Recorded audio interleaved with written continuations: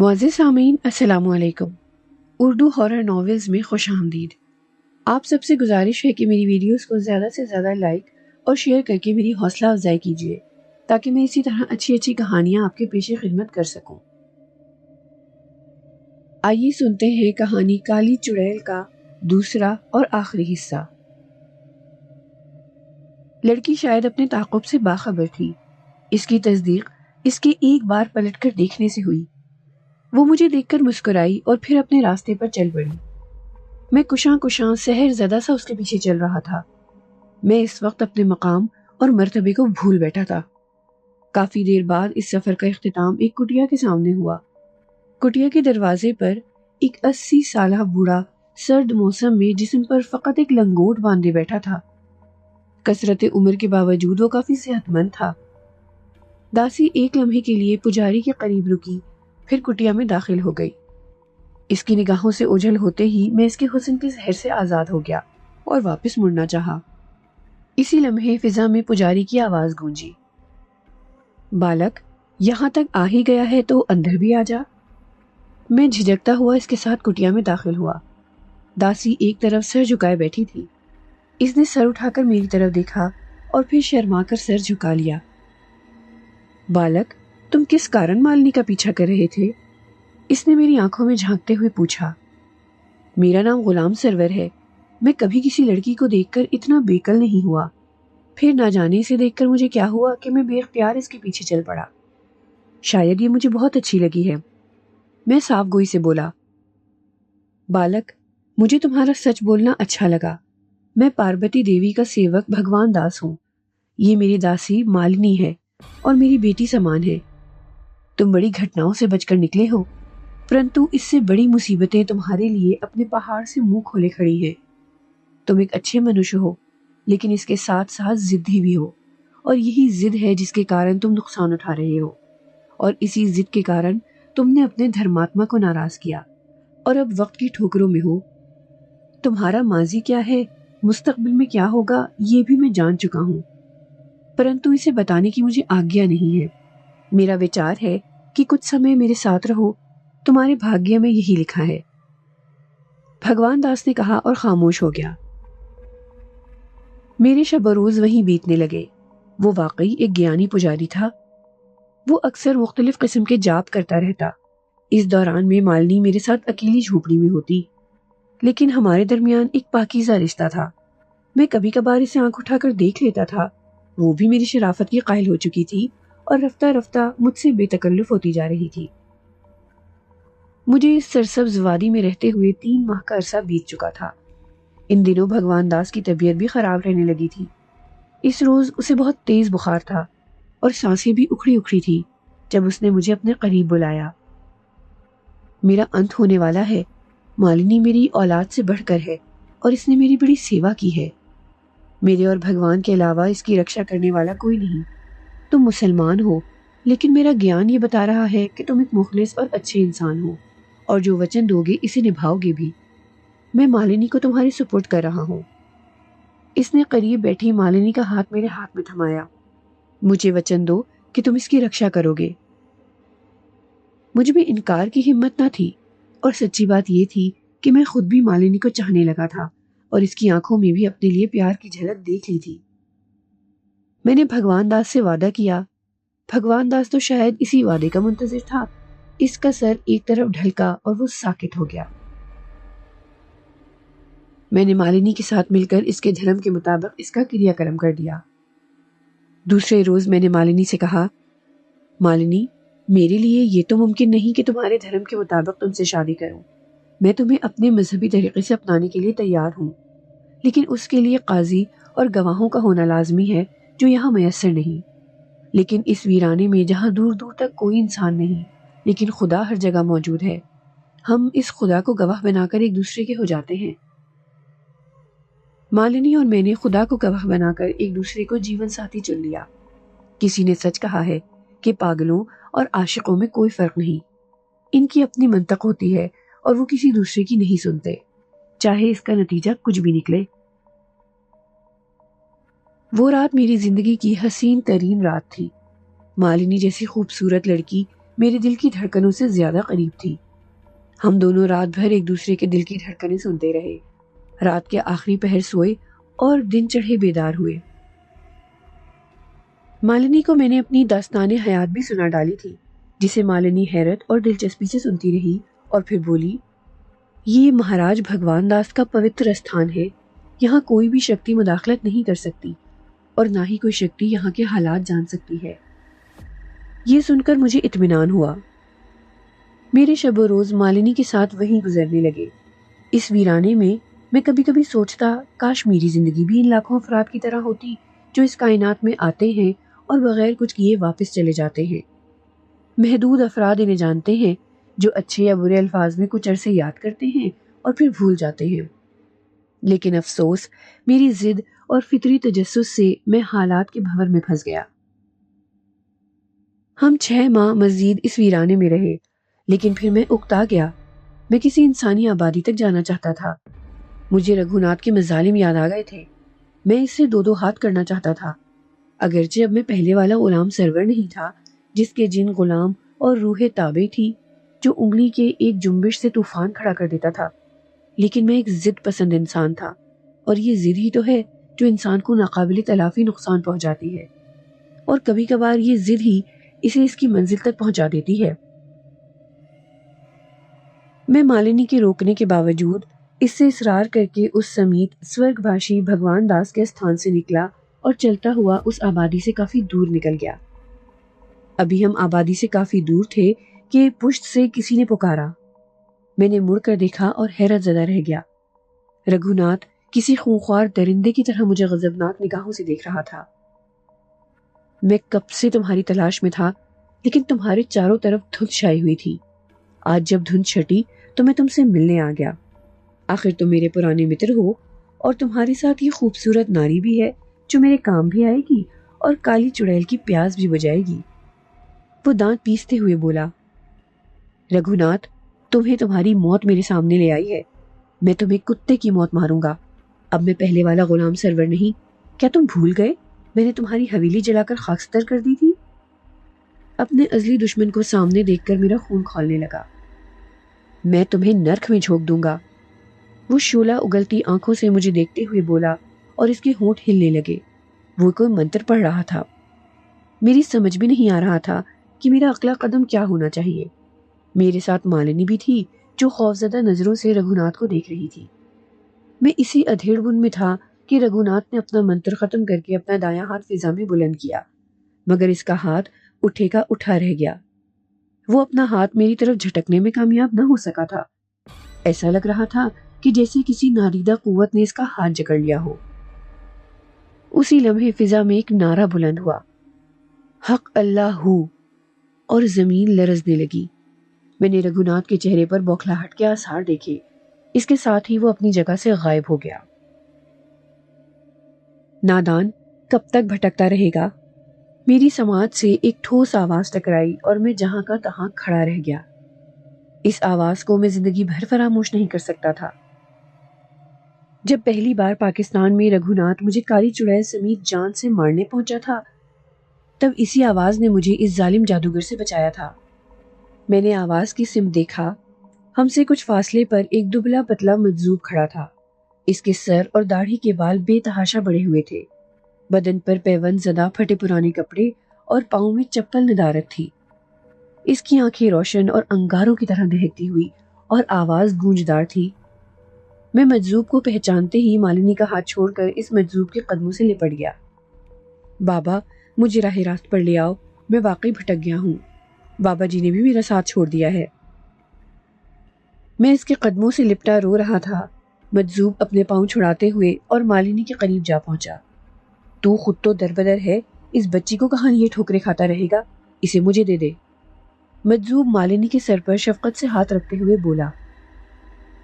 میرا یہ حال تھا کہ نہ انکار کر سکتا تھا اور نہ ہی اقرار کرنے کا حوصلہ تھا۔ مالنی میری محبت تھی، میری چاہت تھی۔ میں نے کرب سے آنکھیں بند کر لی۔ اپنا من اجلا کر اور ایک کھوٹے سے بندہ رہ، جگہ جگہ منہ مارنا چھوڑ دے۔ مجذوب کی ٹھوس آواز ابھری۔ اس کی باتیں میری سمجھ سے بالاتر تھیں۔ میں نے چند لمحوں بعد آنکھیں کھولی تو حیرت سے اچھل پڑا۔ مجذوب اور مالنی دونوں اپنی جگہ سے غائب تھے۔ بابا، مالنی، میں چند لمحوں تک ان دونوں کو پکارتا رہا اور دیوانوں کی طرح اس ویرانے میں بے قراری سے ڈھونڈتا رہا اور پھر تھک ہار کر ایک طرف چل دیا۔ مجذوب جاتے جاتے میری زندگی مالنی کو بھی لے گیا تھا۔ اب میں پھر تنہا تھا۔ پھر میں نے سوچا شاید اسی میں میری بہتری ہے۔ میری قسمت میں گردش تھی۔ اگر مالنی میرے ساتھ ہوتی تو نہ جانے رگھوناتھ اس کا کیا حشر کرتا۔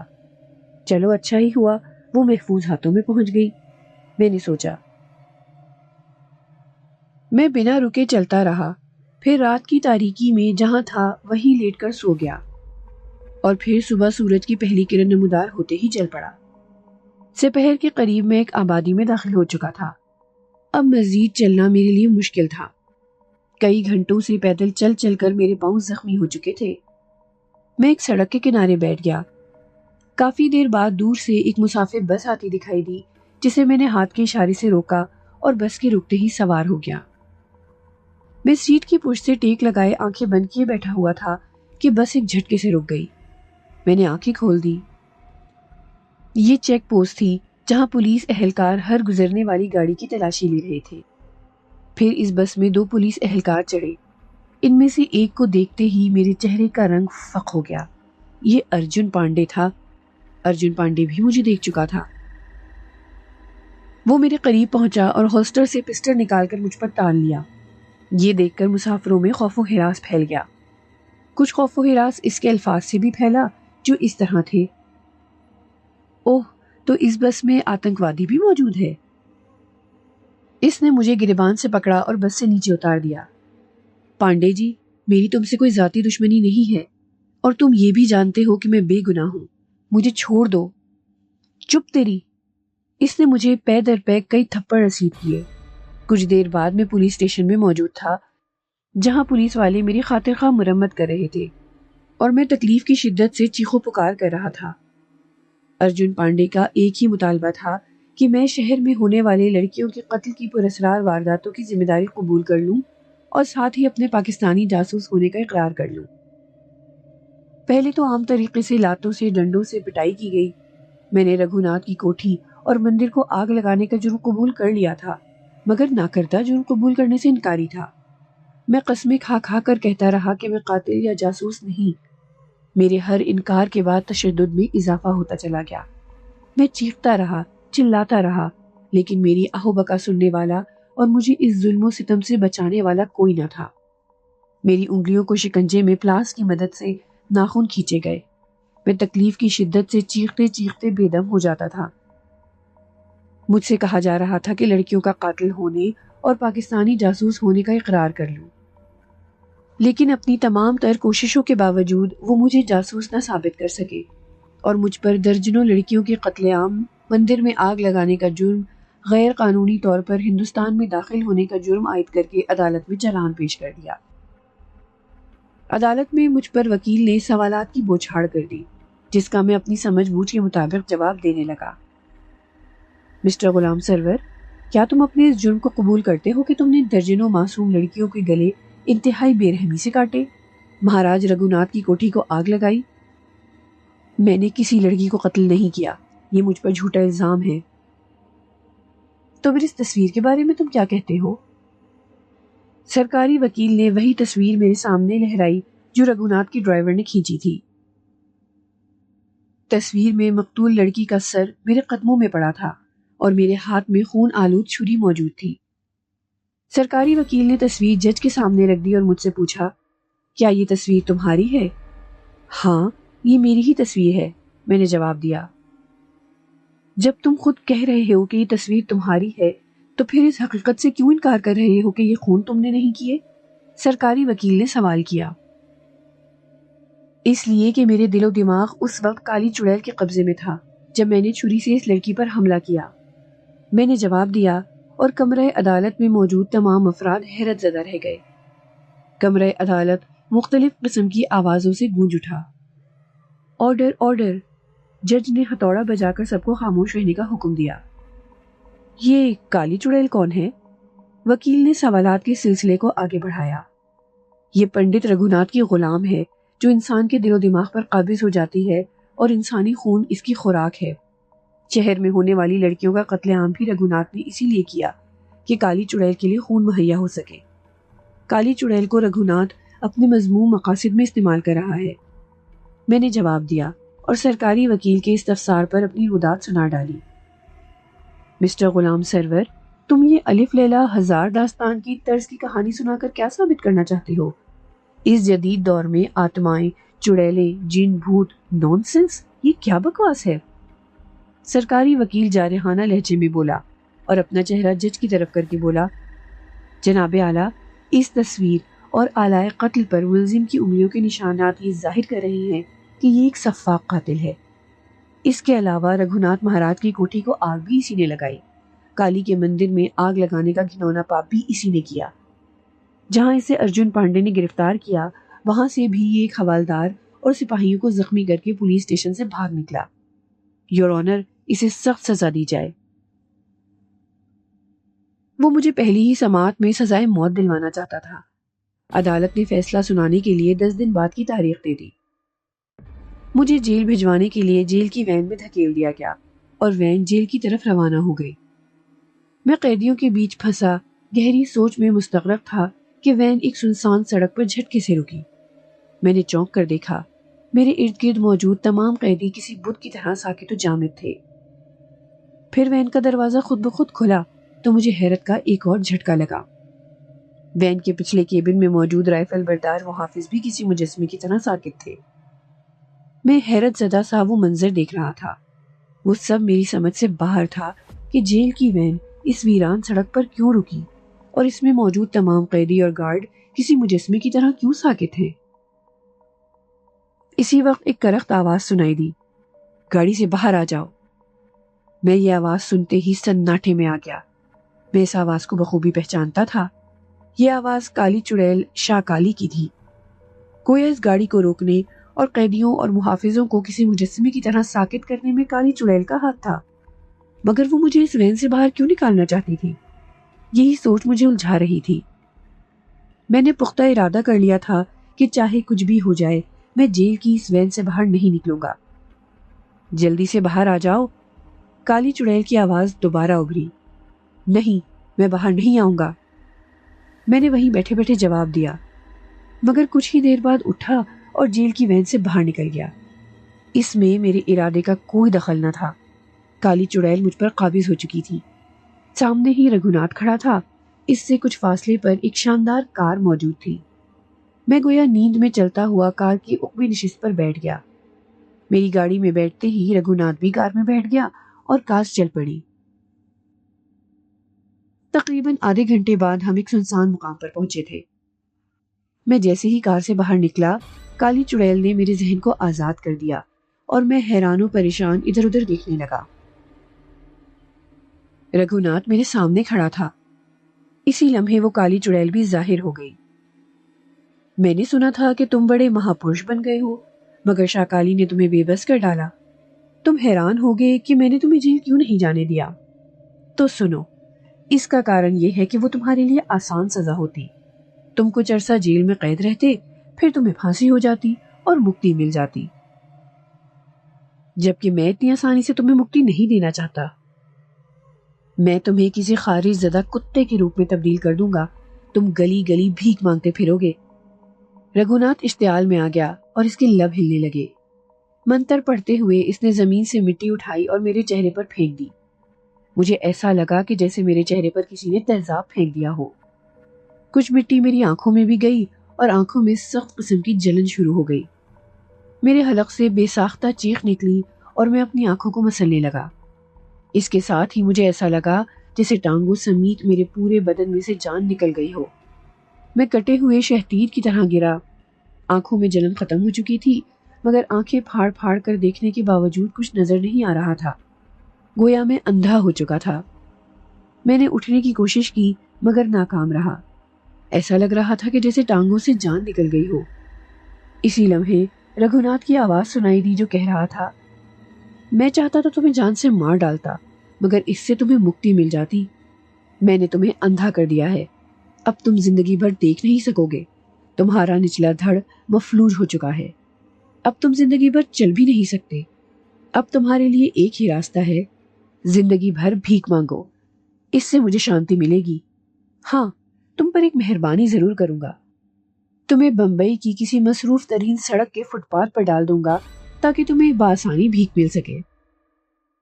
اور پھر میرا ذہن تاریکیوں میں ڈوبنے لگا۔ مجھے نہ جانے کتنی دیر بعد ہوش آیا۔ آنکھوں کے سامنے بدستور اندھیرا تھا، نچلا دھڑ مفلوج ہونے کے باعث چلنے پھرنے سے قاصر تھا۔ رگھوناتھ نے مجھ سے بھیانک انتقام لیا تھا۔ میں سوچنے لگا، اس سے اچھا تھا کہ رگھوناتھ مجھے جان سے مار ڈالتا۔ میری سماعت سے گاڑیوں کے چلنے کی آواز ٹکرا رہی تھی، گویا میں واقعی کسی فٹ پاتھ پر پڑا تھا۔ بے بسی کے احساس کے ساتھ ہی میری آنکھوں سے آنسو بہنے لگے اور میں ہاتھ اٹھا کر موت کی دعا کرنے لگا۔ مگر افسوس، موت بھی بے رحم ہے، یہ اپنے وقت سے پہلے نہیں آتی۔ اسی لمحے سکہ گرنے کی مخصوص کھنک سنائی دی۔ کسی نے بھیکاری سمجھ کر میرے قریب سکہ پھینکا تھا۔ میں بھیکاری نہیں ہوں، اٹھاؤ اپنا سکہ، میں چلایا۔ بیچارے کا شاید دماغ بھی چل گیا ہے۔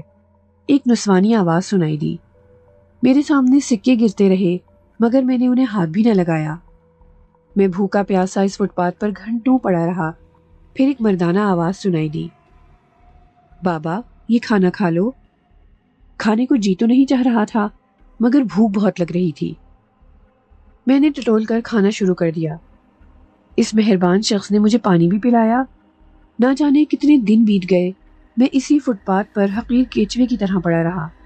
کوئی نہ کوئی مجھے کھانا دے جاتا تھا جس سے میری سانسوں کا سلسلہ برقرار تھا، مگر ایک ہی جگہ کئی روز سے پڑے رہنے سے میرا بدن دکھنے لگا تھا۔ میں سارا دن لوگوں کی ٹھوکروں میں پڑا کسی راستے کے بے جان پتھر کی طرح ادھر ادھر لڑکتا رہتا اور پھر تھک ہار کر ایک جگہ پڑ رہتا۔ کئی روز سے بغیر نہائے ایک ہی لباس میں پڑے رہنے سے میرے بدن سے بدبو آنے لگی تھی۔ بدن میں زخم پڑ چکے تھے۔ نہ جانے کتنے دن، کتنے ہفتے، کتنے مہینے گزرے، مجھے کوئی احساس نہیں تھا۔ چہرہ سر کے بڑے بڑے بالوں اور بے ترتیب داڑھی مونچھوں سے ڈھک چکا تھا۔ ایک روز میں ہاتھ اٹھایا حسب معمول موت کی دعا مانگ رہا تھا۔ مجھے احساس ہی نہ ہوا کہ میں دل ہی دل میں دعا مانگتے ہوئے بآواز بلند بولنے لگا تھا۔ اسی وقت مجھے بھاری لب و لہجے میں آواز سنائی دی، کسی بھی حالت میں موت کی دعا مت مانگو، مایوسی کفر ہے۔ میں ذلت بھری زندگی سے تنگ آ چکا ہوں۔ میں سسک پڑا۔ پھر مجھے ایسا لگا جیسے نوارد مجھے ٹٹول رہا ہو۔ پھر اس کی حیرت زدہ آواز سنائی دی، اوہ میرے خدا۔ پھر اس شخص کے قدموں کی آواز سنائی دی جو مجھ سے دور جا رہی تھی۔ تقریباً نصف گھنٹے بعد مجھے دوبارہ قدموں کی چاپ اپنے قریب آتی سنائی دی۔ پھر اس شخص کی آواز گونجی، اسے میرے ساتھ مل کر احتیاط سے اٹھاؤ، اس کے جسم میں ایک جگہ پڑے رہنے سے پھوڑے ہو چکے ہیں۔ پھر کسی نے مجھے اٹھایا۔ میں نے اندازہ لگایا یہ 2 افراد تھے۔ کچھ ہی دیر بعد میں کسی گاڑی کا دروازہ کھلا اور مجھے گاڑی میں بٹھا لیا گیا۔ گاڑی کا انجن سٹارٹ ہوا اور گاڑی چل پڑی۔ اس دوران نہ ہی کسی نے مجھ سے بات کی اور نہ ہی میں نے کسی کو مخاطب کرنے کی کوشش کی۔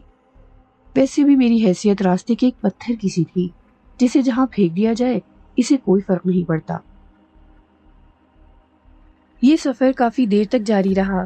پھر مجھے گاڑی سے اتارا گیا اور اٹھا کر کسی آرام دہ بستر پر لٹا دیا گیا۔ پھر اسی مہربان شخص کی آواز سنائی دی، اب تم جا سکتے ہو۔ کچھ دیر بعد وہ شخص مجھ سے مخاطب ہوا، میرا نام طارق ہے، اتنا تو میں جان ہی چکا ہوں کہ تم پر کالے جادو کا خطرناک ترین وار کیا گیا ہے، آگے تم بتاؤ تم پر کیا بیتی۔ میں اس ہمدردانہ رویے پر خود ضبط نہ کر سکا اور بہتے ہوئے آنسوؤں میں اپنی سرگزشت سنا ڈالی۔ تم اسی طرح لیٹے رہو، میں کچھ دیر میں آتا ہوں، طارق نے کہا اور کمرے سے باہر چلا گیا۔ اس کی واپسی کچھ دیر بعد ہوئی اور نامانوس زبان میں وہ کچھ پڑھنے لگا۔ پھر میرے چہرے پر پانی ڈالا گیا۔ آنکھوں پر پانی پڑتے ہی روشنی سی چمکی اور میں خوشی سے پاگل ہو گیا۔ اب میں دیکھ سکتا تھا، میری آنکھوں کی بینائی لوٹ آئی تھی۔ میرے سامنے ایک سمارٹ ادھیڑ عمر شخص کھڑا تھا۔ وہ خوبرو اور ورزشی جسم کا مالک تھا۔ اس کے ہاتھ میں پانی کا جگ تھا جس سے اس نے میرے چہرے پر پانی ڈالا تھا۔ اب میں نے ارد گرد کا جائزہ لیا۔ یہ 12 بائی 12 کا کمرہ تھا جس کے دائیں طرف والی دیوار کے ساتھ بیڈ پر میں لیٹا تھا، جبکہ خود میری یہ حالت تھی کہ کپڑے جگہ جگہ سے پھٹے ہوئے تھے اور پورے بدن پر پھوڑے نما دانے تھے جس میں سے بعض پھٹ چکے تھے اور ان سے مواد بہہ رہا تھا۔ طارق نے کچھ دیر بعد ایک نوجوان جس کا نام بعد میں تنویر معلوم ہوا، اس کے ساتھ مل کر میرے کپڑے تبدیل کیے۔ دوسرے روز اس نے تنویر کے ساتھ مل کر مجھے بے لباس کیا اور ایک نشتر سے میرے پھوڑے پھوڑنے کے دوران زیر لب کچھ پڑھتا رہا اور ساتھ ہی ساتھ میرے جسم پر نمک ملا ہوا نیم گرم پانی ڈالتا رہا۔ اس دوران مجھے تکلیف کا احساس بھی ہوا، لیکن میں نے ضبط سے کام لیا۔ اس کے بعد میرے زخموں پر زرد رنگ کا مرہم لگا دیا گیا۔ میرا یہ علاج ہفتہ بھر جاری رہا۔ اب میرے جسم پر موجود زخم مندمل ہو چکے تھے اور میری جلد پہلے کی طرح صاف و شفاف ہو چکی تھی۔ پھر تنویر روزانہ باقاعدگی سے میرے نچلے دھڑ پر مالش کرنے لگا۔ اس دوران بھی طارق کچھ پڑھ کر پھونکتا رہتا۔ کچھ ہی روز میں میرا نچلا دھڑ حرکت کرنے لگا۔ اس کے چند دنوں بعد میں بھلا چنگا ہو کر اس عمارت سے باہر آیا اور حیران رہ گیا۔ یہ گیسٹ ہاؤس قسم کی قدیم عمارت تھی۔ اس سرسبز علاقے میں دور دور تک کوئی دوسری عمارت یا مکان نہیں تھا۔ وہاں رہنے کے دوران میں نے طارق اور تنویر کے بارے میں جاننے کی کوشش کی، مگر وہ مجھے اپنے بارے میں بتانے سے گریزاں تھے۔ کچھ روز بعد میں نے طارق سے جانے کی اجازت طلب کی۔ یہاں سے جا کر کیا کرو گے؟ طارق نے پوچھا۔ میری زندگی کا اب بھی ایک ہی مقصد ہے، رگھوناتھ اور کالی چڑیل کا خاتمہ، تاکہ مزید بے بس اور لاچار لڑکیاں ان کی درندگی کا شکار ہونے سے بچ جائیں، میں نے پرعزم لہجے میں جواب دیا۔ تم کیا سمجھتے ہو اتنی آسانی سے رگھوناتھ اور اس کالی چڑیل کا خاتمہ کر سکو گے؟ تمہاری سنائی ہوئی رودات سے میں نے اندازہ لگایا ہے کہ رگھوناتھ کوئی عام انسان نہیں، مہا شکتی کا مالک ہے، اور سونے پر سہاگا کالی چڑیل بھی اس کے ساتھ ہے۔ تم اس کا کچھ نہیں بگاڑ سکتے۔ طارق استہزائیہ انداز میں بولا۔ چلو کچھ تو ہوگا، اگر میں اسے مار نہ سکا تو اس کے ہاتھوں مروں گا تو صحیح۔ میرے چہرے پر چٹانوں کا سا عزم تھا۔ مجھے تمہارا حوصلہ پسند آیا۔ سنو، کچھ عرصے تم یہیں رہو۔ تمہارے ساتھ رہنے سے کیا ہوگا؟ میں نے پوچھا۔ انسانی جسم میں بہت سی طاقتیں پوشیدہ ہیں۔ عام انسان ان صلاحیتوں اور اپنی طاقت سے آگاہ نہیں، بس انہیں ابھارنے کی ضرورت ہے۔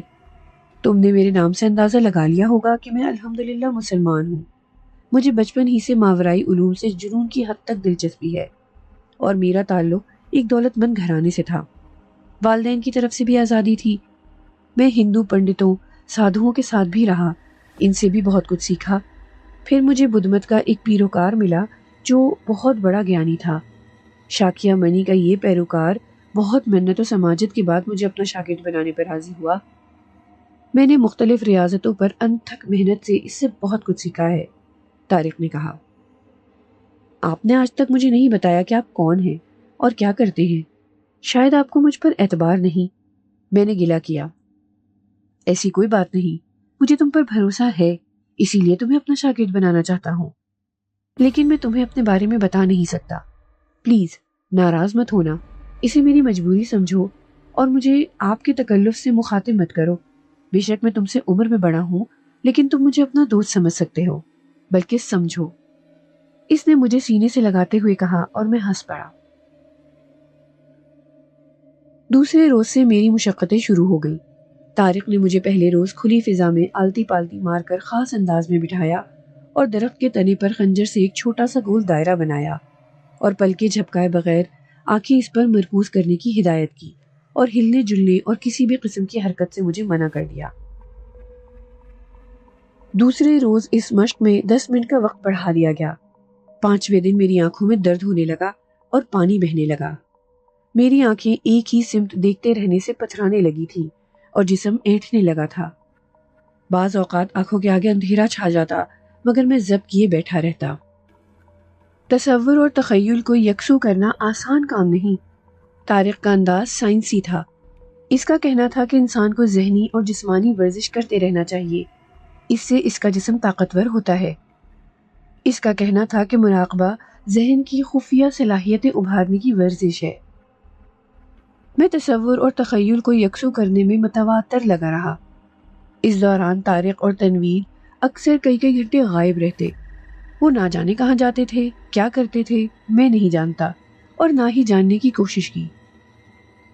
چند ماہ کی محنت سے میں نے ارتکاز ذہن کی مشق پوری کر لی تھی۔ میں نے خیال کے گھوڑے کو لگام دے ڈالی تھی اور اپنے منتشر خیالات پر حاوی ہو چکا تھا۔ اب میں گھنٹوں یکسو ہو کر ساکت و جامد بیٹھا رہتا۔ سانس روکنے کی مشقوں کا دورانیہ بھی بڑھتا جا رہا تھا۔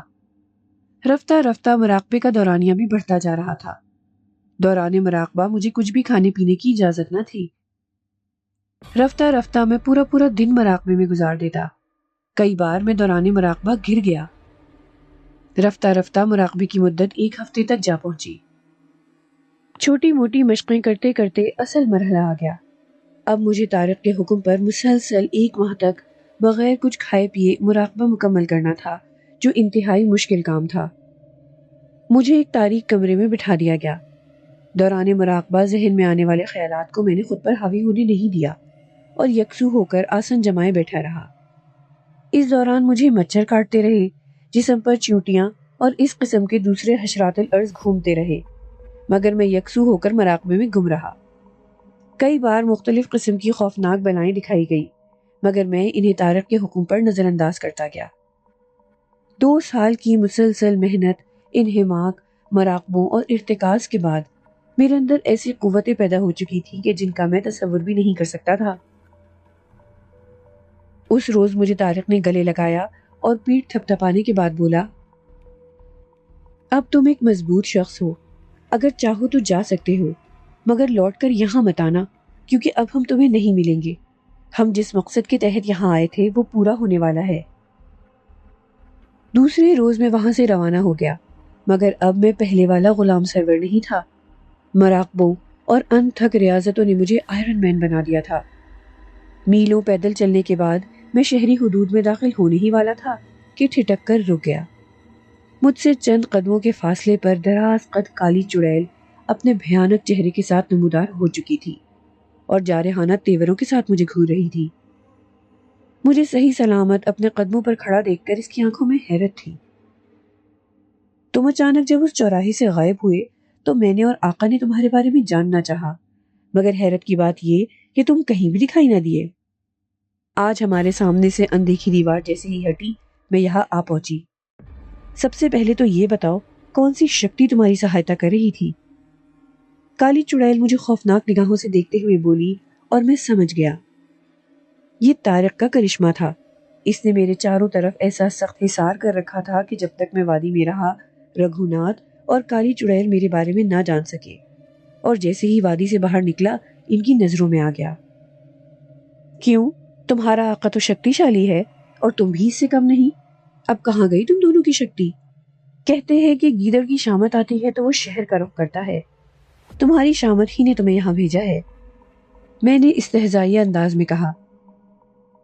لگتا ہے تم پہلی والی ذلت بھری زندگی بھول گئے ہو، جب اپاہج ہو کر شہر کے چوراہے پر بھیک مانگ رہے تھے، وہ مشتعل انداز میں بولی۔ چند لمحوں تک ہم دونوں میں تلخ جملوں کا تبادلہ ہوتا رہا۔ اس دوران اس کے اشتعال میں اضافہ بھی ہوتا رہا۔ بالآخر اس نے زمین سے مٹی اٹھا کر میری طرف پھینکی۔ یہ وہی جادو کا خطرناک ترین وار ہے جس کی زد میں آ کر میں پہلے بھی مفلوج ہو چکا تھا، مگر اب میں پہلے والا عام انسان نہیں تھا۔ طارق کا لائق ترین شاگرد تھا، جس نے کڑی ریاضتوں اور مراقبوں سے بہت کچھ حاصل کیا تھا۔ میں نے اپنے دائیں ہاتھ کی ہتھیلی سامنے کی۔ میری طرف بڑھنے والا ریت کا بگولا خود بخود غائب ہو گیا۔ اپنے مہلک ترین وار کو ناکارہ ہوتے دیکھ کر کالی چڑیل کی آنکھیں حیرت سے پھیل گئیں۔ اس نے اس بار آگ کے گولے میری طرف پھینکے، مگر میری انگلی کے اشارے سے وہ راستے میں ہی اس طرح بجھ گئے جیسے ان پر بڑی مقدار میں پانی ڈال دیا گیا ہو۔ اس کے بعد اس نے بہت سے مہلک ترین وار مجھ پر کیے، لیکن سب بے اثر رہے۔ اب اس کے چہرے پر حیرت کے ساتھ خوف کے بھی آثار تھے۔ کالی چڑیل، اب میری باری ہے، سنبھل کر رہنا۔ اگر چاہو تو مدد کے لیے اپنے آقا رگھوناتھ کو بھی پکار سکتی ہو، پھر نہ کہنا کہ میں نے تمہیں کوئی موقع نہ دیا۔ میں نے اپنے دائیں ہاتھ کی مٹھی بھیج کر کسی باؤلر کی طرح بازو گھمایا اور مٹھی کھول دی۔ کالی چڑیل کے حلق سے بھیانک چیخ نکلی اور وہ اڑتی ہوئی ایک طرف جا گری۔ ایسا لگا تھا کہ جیسے اس کے سینے سے کوئی بھاری بھرکم پتھر ٹکرایا ہو۔ زمین پر گرتے ہی وہ اٹھی۔ میں نے اس پر ایک اور مہلک ترین وار کرنا چاہا، لیکن اس سے پہلے ہی وہاں گرد و غبار کا ایسا طوفان اٹھا کہ وہاں اندھیرا چھا گیا۔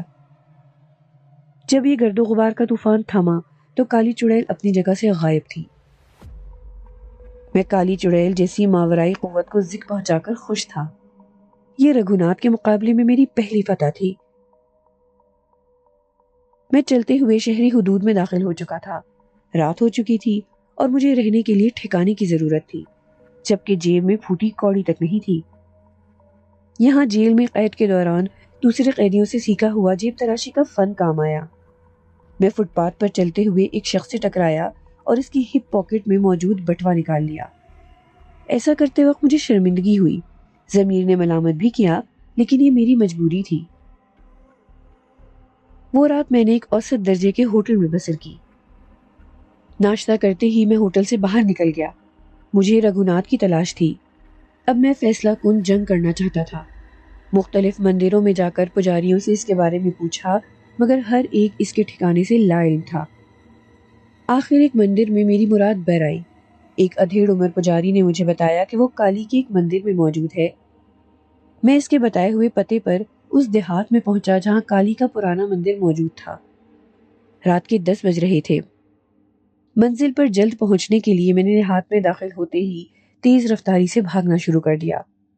نصف شب کے قریب میں اپنی منزل پر پہنچ چکا تھا۔ مجھ سے کچھ فاصلے پر کالی کا وہ پراسرار مندر موجود تھا۔ میں اس مقام کو دیکھ کر چونک پڑا۔ مجھے یاد آ گیا، اس مندر سے کچھ کلومیٹر کی مسافت پر پہاڑوں کے بیچوں بیچ بابا جی کا آستانہ تھا، جہاں کبھی میں ان کا چہیتا ہوتا تھا۔ پھر بابا جی نے اپنی نافرمانی پر میرے سر پر سے اپنا شفقت بھرا ہاتھ اٹھا لیا تھا۔ میں نے اپنے گرد حصار باندھا اور بآواز بلند رگھوناتھ کو للکارا، خبیث پنڈت، ہمت ہے تو باہر نکل، آج تیرے پاپوں کا گڑھا ٹوٹنے والا ہے۔ کچھ دیر بعد میں نے دیکھا کہ رگھوناتھ مندر سے باہر نکل رہا تھا، لیکن وہ تنہا نہیں تھا۔ اس کے ساتھ ایک قوی ہیکل سادھو بھی تھا، جس نے بدن پر صرف ایک لنگوٹ باندھ رکھی تھی۔ اس کا بالائی دھڑ اریاں تھا اور چہرے سمیت پورا بدن کالا سیاہ تھا۔ آنکھیں انگاروں کی طرح دہکتی ہوئی اور چہرے پرسکون تھے۔ وہ دونوں میرے سامنے آ کر رک گئے۔ رگھوناتھ، میں نے آج آخر تجھے ڈھونڈ نکالا۔ آج اس دھرتی پر یا تو زندہ رہے گا یا میں۔ اسے دیکھتے ہی میں آپے سے باہر ہو گیا۔ دھیرج رکھو بالک، دھیرج۔ شاید تم مجھے نہیں جانتے، میں کالی چرن ہوں، کالی کا مہان سیوک، اور یہ میرا چیلا ہے۔ میں جانتا ہوں کہ تم نے تھوڑا بہت کچھ سیکھ لیا ہے، جس کے بلبوتے پر اچھل رہے ہو۔ میں تمہیں شمع کرتے ہوئے ایک موقع دے رہا ہوں۔ رگھوناتھ سے معافی مانگ کر اس کے متر بن جاؤ اور اس کی طرح میرے چیلے بن جاؤ۔ میں تمہیں بہت کچھ سکھاؤں گا۔ کالی چرن نے پرسکون لہجے میں کہا۔ کالی چرن، میرا تم سے کچھ لینا دینا نہیں، لیکن یہ میری ماں اور میری بہن کا قاتل ہے۔ اسی کی وجہ سے مجھے اپنا وطن چھوڑنا پڑا۔ یہ کئی معصوم لڑکیوں کی عصمتوں اور زندگیوں کا قاتل ہے۔ تمہارے جیسے مہان پجاری کو زیب نہیں دیتا کہ اس جیسے شیطان کی حمایت کرو، میں نے کہا اور اپنی رودات بیان کرنے لگا۔ میرا مقصد یہی تھا کہ وہ رگھوناتھ کی کرتوتوں سے آگاہ ہو جائے۔ مجھے سب پتہ ہے بالک، میں سب جانتا ہوں۔ میں اس سمے اس معاملے میں کچھ سننے کو تیار نہیں۔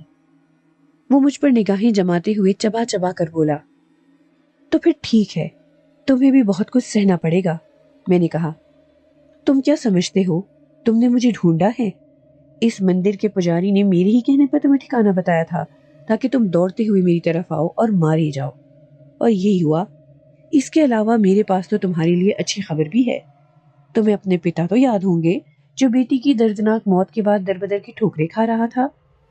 میں نے تمہارے بوڑھے باپ کو اسی مندر میں قید کر رکھا ہے۔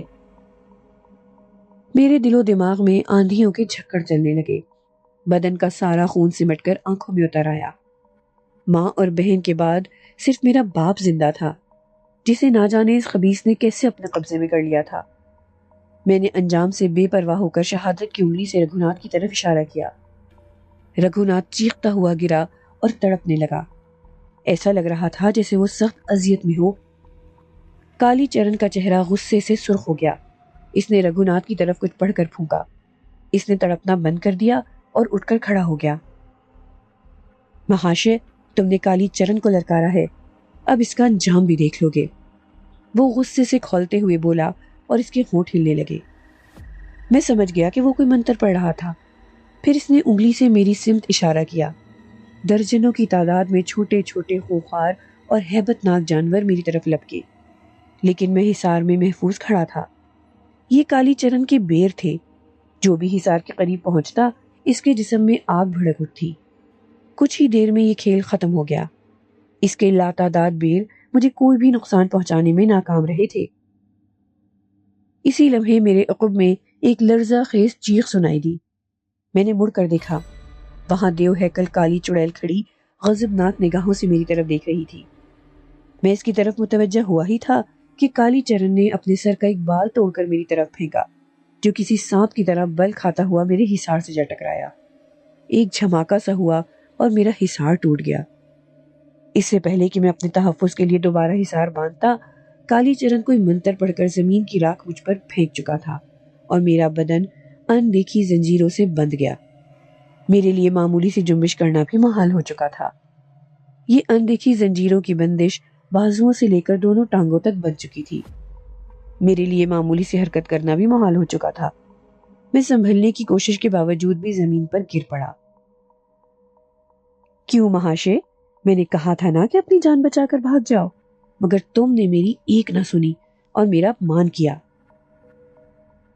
کالی چرن نے مجھے حقارت آمیز نگاہوں سے دیکھتے ہوئے کہا، جبکہ رگھوناتھ مجھے بے بس دیکھ کر آگے بڑھا اور میرے جسم پر ٹھوکریں برسانے لگا۔ رگھوناتھ، تو بزدل ہے کہ ایک بندھے ہوئے شخص پر ہاتھ اٹھا رہا ہے۔ اگر ہمت ہے تو کالی چرن سے کہہ کر مجھے آزاد کر دے اور ہم دونوں کو آمنے سامنے آنے دے، پھر دیکھ میں تیرا کیا حشر کرتا ہوں۔ میں بجائے کراہنے کے چیختے ہوئے بولا، پاپی، تجھے آج مجھ سے کوئی نہیں بچا سکتا۔ جیب بھر کر بھونک لے، اسی لیے میں نے تیری قوت گویائی سلب نہیں کی۔ بلا اپنے دھرم اوتار کو جو تجھے مجھ سے بچائے۔ تو چاہے تو اس بڈھے کو بھی بلا سکتا ہے جس کی چھایا تلے تو رہتا تھا، اور وہیں سے تو نے رگھوناتھ کی کوٹھی کو آگ لگائی تھی۔ بلکہ اگر کہے تو میں تجھے وہیں گھسیٹتا ہوا لے چلتا ہوں جہاں وہ بڈھا موجود ہے۔ اس کے سامنے مارنے میں مجھے مزہ آئے گا۔ کالی چرن، اپنی زبان کو لگام دے، خبردار جو تو نے بابا جی کے بارے میں کوئی گستاخی کی۔ بے بس ہونے کے باوجود میں غیظ و غضب سے چلایا، بڑا درد ہو رہا ہے اپنے گرو کے بارے میں میرے وچار سن کر۔ چل، تجھے وہیں گھسیٹتا ہوا لے چلتا ہوں۔ کالی چرن نے رگھوناتھ کو اشارہ کیا۔ اس نے میرے سر کے لمبے بالوں کو مٹھی میں دبوچا اور گھسیٹنا شروع کر دیا۔ زمین پر گھسیٹنے سے میرے بدن میں درد کی کٹیلی لہریں دوڑنے لگی، لیکن میں خود پر ضبط کیے رہا۔ میں نہیں چاہتا تھا کہ مجھے چیختا اور کراہتا دیکھ کر ان دونوں شیطانوں کو ذہنی تسکین پہنچے۔ میلوں گھسیٹنے کے بعد جب وہ پہاڑی علاقہ آ گیا جہاں بابا جی کا آستانہ تھا، تو میرا جسم زمین پر گھسیٹنے سے لہو لہان ہو چکا تھا۔ یہ مسلسل ریاضتوں اور مراقبوں کا کمال تھا کہ اس کے باوجود میں اپنے ہوش و حواس میں تھا۔ بلا اب اپنے دھرم آتما کو، اور اگر اس میں شکتی ہے تو تجھے بچا لے، کالی چرن نے کہا، اور رگھوناتھ اس کے اشارے پر مجھے ٹھوکریں برسانے لگا۔ اسی لمحے رگھوناتھ کے حلق سے چیخ نکلی اور وہ تڑپتا ہوا ایک طرف جا گرا۔ میں نے محسوس کیا میرے بدن کی گرد بندھی زنجیریں ٹوٹ چکی ہیں۔ میں اٹھ کر کھڑا ہو گیا۔ کالی چرن میرے عقب میں حیرت سے دیکھ رہا تھا۔ میں نے مڑ کر دیکھا، مجھ سے کچھ فاصلے پر بابا جی کھڑے تھے۔ ان کی شعلہ اگلتی نگاہیں کالی چرن پر جمی ہوئی تھی۔ کالی چرن، یہ تیرا اور اس کا جھگڑا تھا جسے تجھے مندر کے سامنے ہی نمٹا دینا چاہیے تھا، لیکن تو اسے یہاں لے آیا۔ اسے لے کر یہاں سے چلا جا۔ تیرا یہ دھرماتما بھی مجھ سے ڈر گیا؟ کالی چرن ہنسا۔ کالی چرن، اپنا منحوس منہ بند رکھو۔ میں غضبناک ہو گیا۔ بابا جی نے ایک نگاہ غلط بھی میری طرف ڈالنا مناسب نہ سمجھی اور اطمینان سے بولے، کالی چرن، کسی کمزور پر ظلم نہیں ڈھاتے۔ جا، چلا جا اور اسے معاف کر دے، یہ نادان ہے۔ کیوں؟ اپنے چیلے کو تکلیف میں دیکھ کر دکھ ہو رہا ہے؟ کالی چرن بکواس کرنے سے باز نہ آیا اور مسلسل اپنی بکواس جاری رکھی۔ آج تو بھی اپنی طاقت آزما لے تاکہ تیرا یہ چیلا اپنے گرو کی شکتی دیکھ لے۔ وہ استہزائی انداز میں بولا اور تڑپتے ہوئے رگھوناتھ کی طرف انگلی سے اشارہ کیا۔ وہ اپنی جگہ سے اٹھ کر کھڑا ہو گیا۔ اسی وقت ایک خوبصورت نسوانی آواز گونجی، کالی چرن، تجھے اپنی شکتی پر بہت گھمنڈ ہے؟ पहले तू एक औरत से टकरा कर देख ले, फिर बाबा जी से मुकाबले का सोचना। मैंने कालीचरण और रघुनाथ ने आवाज की सिमत देखा। वहां एक नकाबपोश लड़की खड़ी थी। मुझे न जाने क्यों इसकी आवाज जानी पहचानी लग रही थी। कालीचरण ने गजबनाक होकर दोनों हाथ इस लड़की की तरफ झटके, जिनसे आग के शोले निकले और किसी बगोले की तरह इस नकाबपोश लड़की की तरफ बढ़े। लड़की ने दाएं हाथ की हथेली सामने की, बगोले गायब हो गए। कालीचरण ने कई बेर इस लड़की की तरफ भेजे, मगर इसकी उंगली की मामूली सी जुम्बिश से वो बेर झुलस कर ढेर हो गए। इन दोनों को दस्ते पैकार देखकर मैंने मौका गनीमत जाना और दौड़कर जोरदार छलांग लगाई और जोरदार फ्लाइंग किक रघुनाथ के सीने पर पड़ी। वो उलट कर गिरा। इससे पहले कि वो संभल कर मुझ पर कोई जादू का वार करता, मैंने पै दर पै कई घूंसे इसके चेहरे पर रसीद किए। मैं इस वक्त तारक के सिखाए हुए सारे जंतर मंतर भूलकर खाली हाथों से रघुनाथ को सबक सिखा रहा था।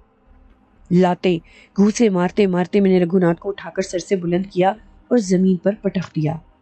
वो तकलीफ की शिद्दत से कर्बनाक अंदाज में चीखा। इसी वक्त एक खौफनाक चीख बुलंद हुई। मैंने चीख की सिम देखा। काली चुड़ैल कुछ फासले पर खड़ी गजबनाक निगाहों से मेरी तरफ देख रही थी।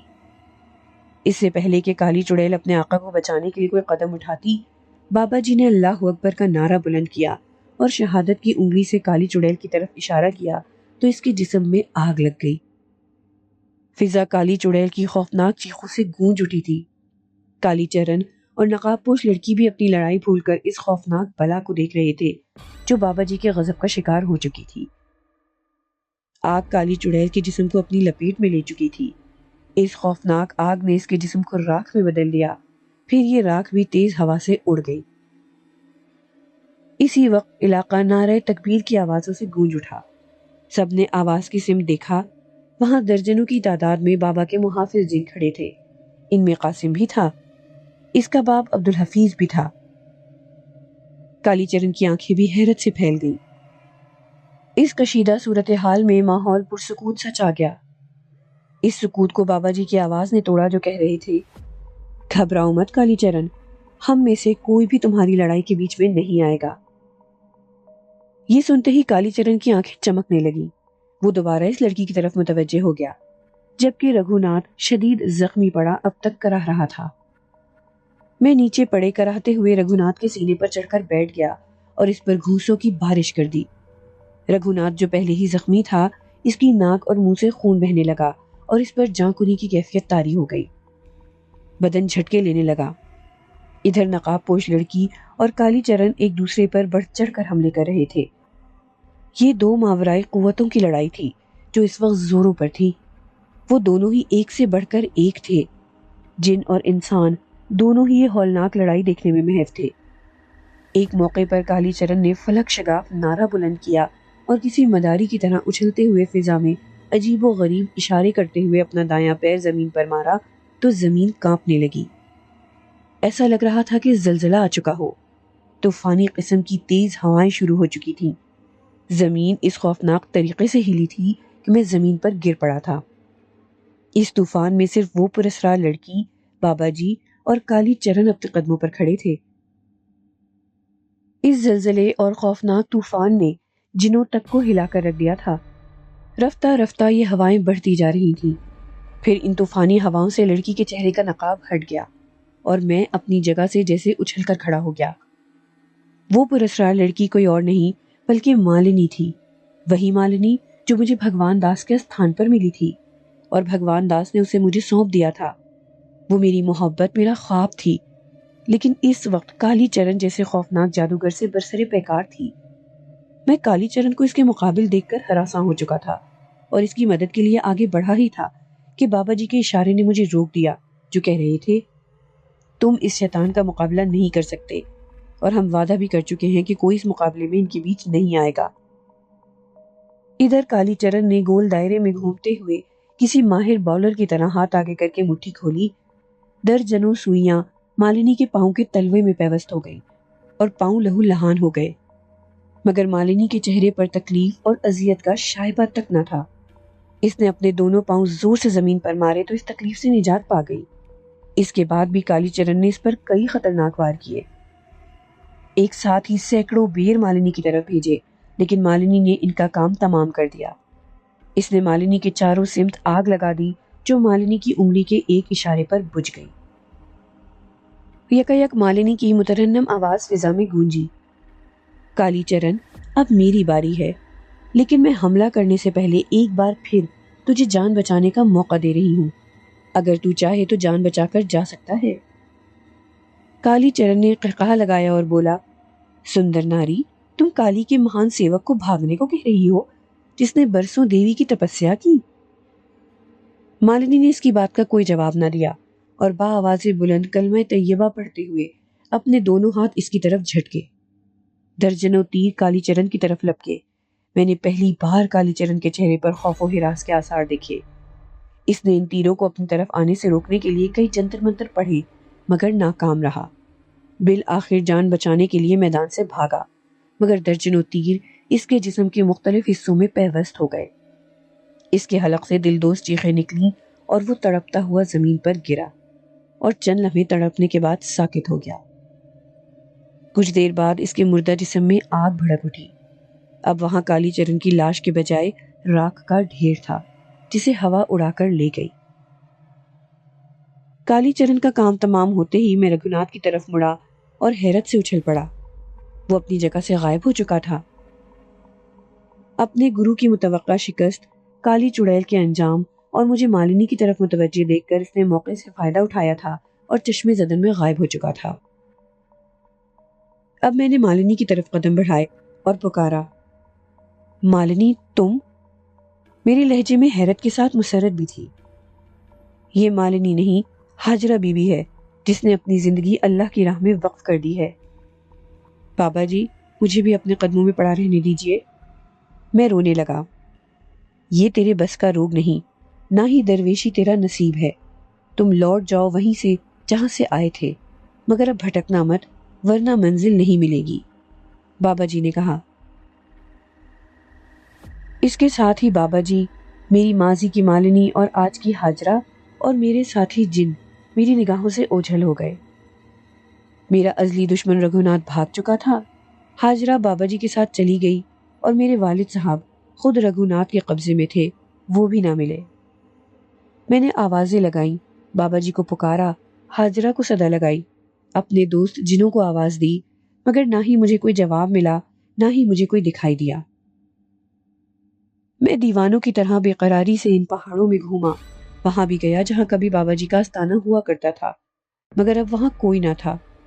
باپ کی تلاش میں اس مندر تک گیا جہاں رگھوناتھ نے انہیں قید کر رکھا تھا، مگر نہ ہی وہ ملے اور نہ رگھوناتھ کا کوئی سراغ ملا۔ کئی روز ادھر ادھر بھٹکنے کے بعد میں نے فیصلہ کیا کہ کسی طرح اس ملک سے نکل جاؤں جہاں میرا کوئی نہ تھا، مگر یہ بھی کوئی آسان کام نہ تھا۔ نہ ہی میرے پاس پاسپورٹ تھا اور نہ کوئی دوسرے کاغذات۔ مجھے وہ سادھو غیر قانونی طور پر اس ملک میں لایا تھا۔ آخر مجھے طارق کا خیال آیا، مگر وہ بھی اس گیسٹ ہاؤس میں موجود نہ تھا۔ گزر اوقات کے لیے 2-3 بار ضمیر کو سلا کر لوگوں کی جیبیں بھی کاٹی۔ میں چھپتے چھپاتے طارق کو ڈھونڈ رہا تھا تاکہ اس کی مدد سے اس ملک سے نکل جاؤں۔ پولیس کا ڈر بھی تھا۔ میں غیر قانونی طور پر انڈیا میں داخل ہوا تھا اور اس ملک کی پولیس کو مطلوب بھی تھا۔ جیل سے بھاگنے اور لڑکیوں کے قتل کے کئی الزامات مجھ پر تھے۔ مجھے معلوم تھا اگر میں پولیس یا BSF سمیت کسی بھی ایجنسی کے ہتھے چڑھا تو پھانسی پر لٹکا دیا جاؤں گا، اس لیے میں ہوٹل سے نکلتے ہوئے خاصا محتاط تھا۔ میں نے اپنا حلیہ بھی اکثر تبدیل کر لیا تھا۔ پہلے میری داڑھی مونچھیں تھیں، جبکہ اب میں کلین شیو تھا۔ ان دنوں سردیوں کا موسم تھا، ویسے بھی میں اپر پہنے رکھتا تھا جس کی وجہ سے میرا چہرہ تقریباً چھپ جاتا تھا۔ اس روز میں معمول کے مطابق سڑک پر مٹرگشت کر رہا تھا کہ سڑک کے کنارے کھڑی لڑکی کو دیکھ کر حیرت سے اچھل پڑا۔ وہ لڑکی ہو بہو میری بہن غزالہ کی طرح تھی، ہو بہو وہی چہرہ، وہی قد و قامت۔ میں چلتا ہوا اس سے کچھ فاصلے پر پہنچ گیا۔ اس کے دائیں بائیں 2 گرانڈ ڈیل افراد کھڑے تھے جو شکل و صورت سے ہی جرائم پیشہ لگ رہے تھے۔ ایک کا ہاتھ کوٹ کی جیب میں تھا جو معمول سے زیادہ ابھری ہوئی تھی۔ اس سے اندازہ ہوتا تھا کہ اس کے کوٹ کی جیب میں پسٹل یا ریوالور قسم کی کوئی چیز تھی۔ اسی وقت لڑکی نے آنکھیں اٹھا کر میری طرف دیکھا۔ ان آنکھوں میں خوف و ہراس واضح نظر آ رہا تھا۔ غزالہ اور اس لڑکی میں صرف معمولی فرق تھا۔ غزالہ کی آنکھیں براؤن جبکہ اس لڑکی کی آنکھیں کالی تھیں۔ میں لڑکی کو خطرے میں دیکھ کر مضطرب ہو چکا تھا۔ میں جانتا تھا کہ وہ میری بہن نہیں ہے، لیکن میری بہن کی ہم شکل تو تھی۔ جب غزالہ رگھوناتھ کی درندگی کا شکار ہوئی، اس وقت میں پولیس کی حراست میں تھا، لیکن آج میں آزاد تھا۔ مجھے کسی بھی قیمت پر اس مظلوم لڑکی کو بچانا تھا۔ یہ بھی رگھوناتھ کے قبیلے کے لوگ معلوم ہو رہے تھے جو ایک معصوم لڑکی کو سرعام اغوا کر کے لے جا رہے تھے۔ میری اپنی پوزیشن نازک تھی، اس لیے سرعام ان سے الجھنے کی بجائے میں نے ان کا تعاقب کرنے اور مناسب مقام پر ان سے نمٹنے کا فیصلہ کر لیا۔ اسی وقت ان میں سے ایک نے ٹیکسی کو اشارے سے روکا اور ٹیکسی کے رکتے ہی وہ دونوں لڑکی سمیت ٹیکسی کی عقبی نشست پر سوار ہو گئے۔ ان کے بیٹھتے ہی ٹیکسی آگے بڑھ گئی اور میں بے چین ہو گیا۔ ان کا تعاقب کرنے کے لیے کوئی نہ کوئی گاڑی لازمی تھی۔ خوش قسمتی سے ایک گاڑی آتی دکھائی دی۔ یہ ٹیکسی تھی جسے میں نے ہاتھ کے اشارے سے روکا اور ٹیکسی کے رکتے ہی فرنٹ سیٹ پر بیٹھ گیا۔ ڈرائیونگ سیٹ پر ادھیڑ عمر سکھ پگڑی باندھے بیٹھا تھا۔ سردار جی، جو آگے ٹیکسی جا رہی ہے اس کا پیچھا کرنا ہے۔ کیوں؟ سردار جی نے مجھے مشکوک نگاہوں سے دیکھا۔ وہ جی، اس میں میرے مامے کا پتر بیٹھا ہے اور اس کے ساتھ ایک کڑی بھی ہے۔ وہ جی، وہ شادی شدہ ہے پھر بھی ایسی حرکتیں کرتا ہے۔ آج میں اسے رنگے ہاتھوں پکڑنا چاہتا ہوں۔ وہ میرا سالہ ہے اور میں اس کا سالہ ہوں۔ وٹے سٹے میں رشتہ ہوا تھا، بہن کا معاملہ ہے۔ پلیز سردار جی چھیتی کرو، یہ نہ ہو کہ وہ ہاتھ سے نکل جائے۔ میں آپ کو کرائے سے 200-400 زیادہ دوں گا۔ میں نے ٹوٹی پوٹی پنجابی میں جھوٹی کہانی سنا کر سردار جی کو متاثر کرنے کی کوشش کی۔ میری جھوٹی کہانی کا اور ٹوٹی پوٹی پنجابی کا سردار پر اثر ہوا یا نہیں؟ 400 کی لالچ سے اس کی آنکھیں چمکنے لگی۔ اس نے ٹیکسی کو گیئر میں ڈالا اور ایکسیلیٹر پر پاؤں کا دباؤ بڑھا دیا۔ کچھ ہی دیر میں اس نے اس ٹیکسی کو جا لیا جس میں غزالہ کی ہم شکل موجود تھی۔ سردار جی، انہیں پتہ نہیں چلنا چاہیے کہ ہم ان کا پیچھا کر رہے ہیں۔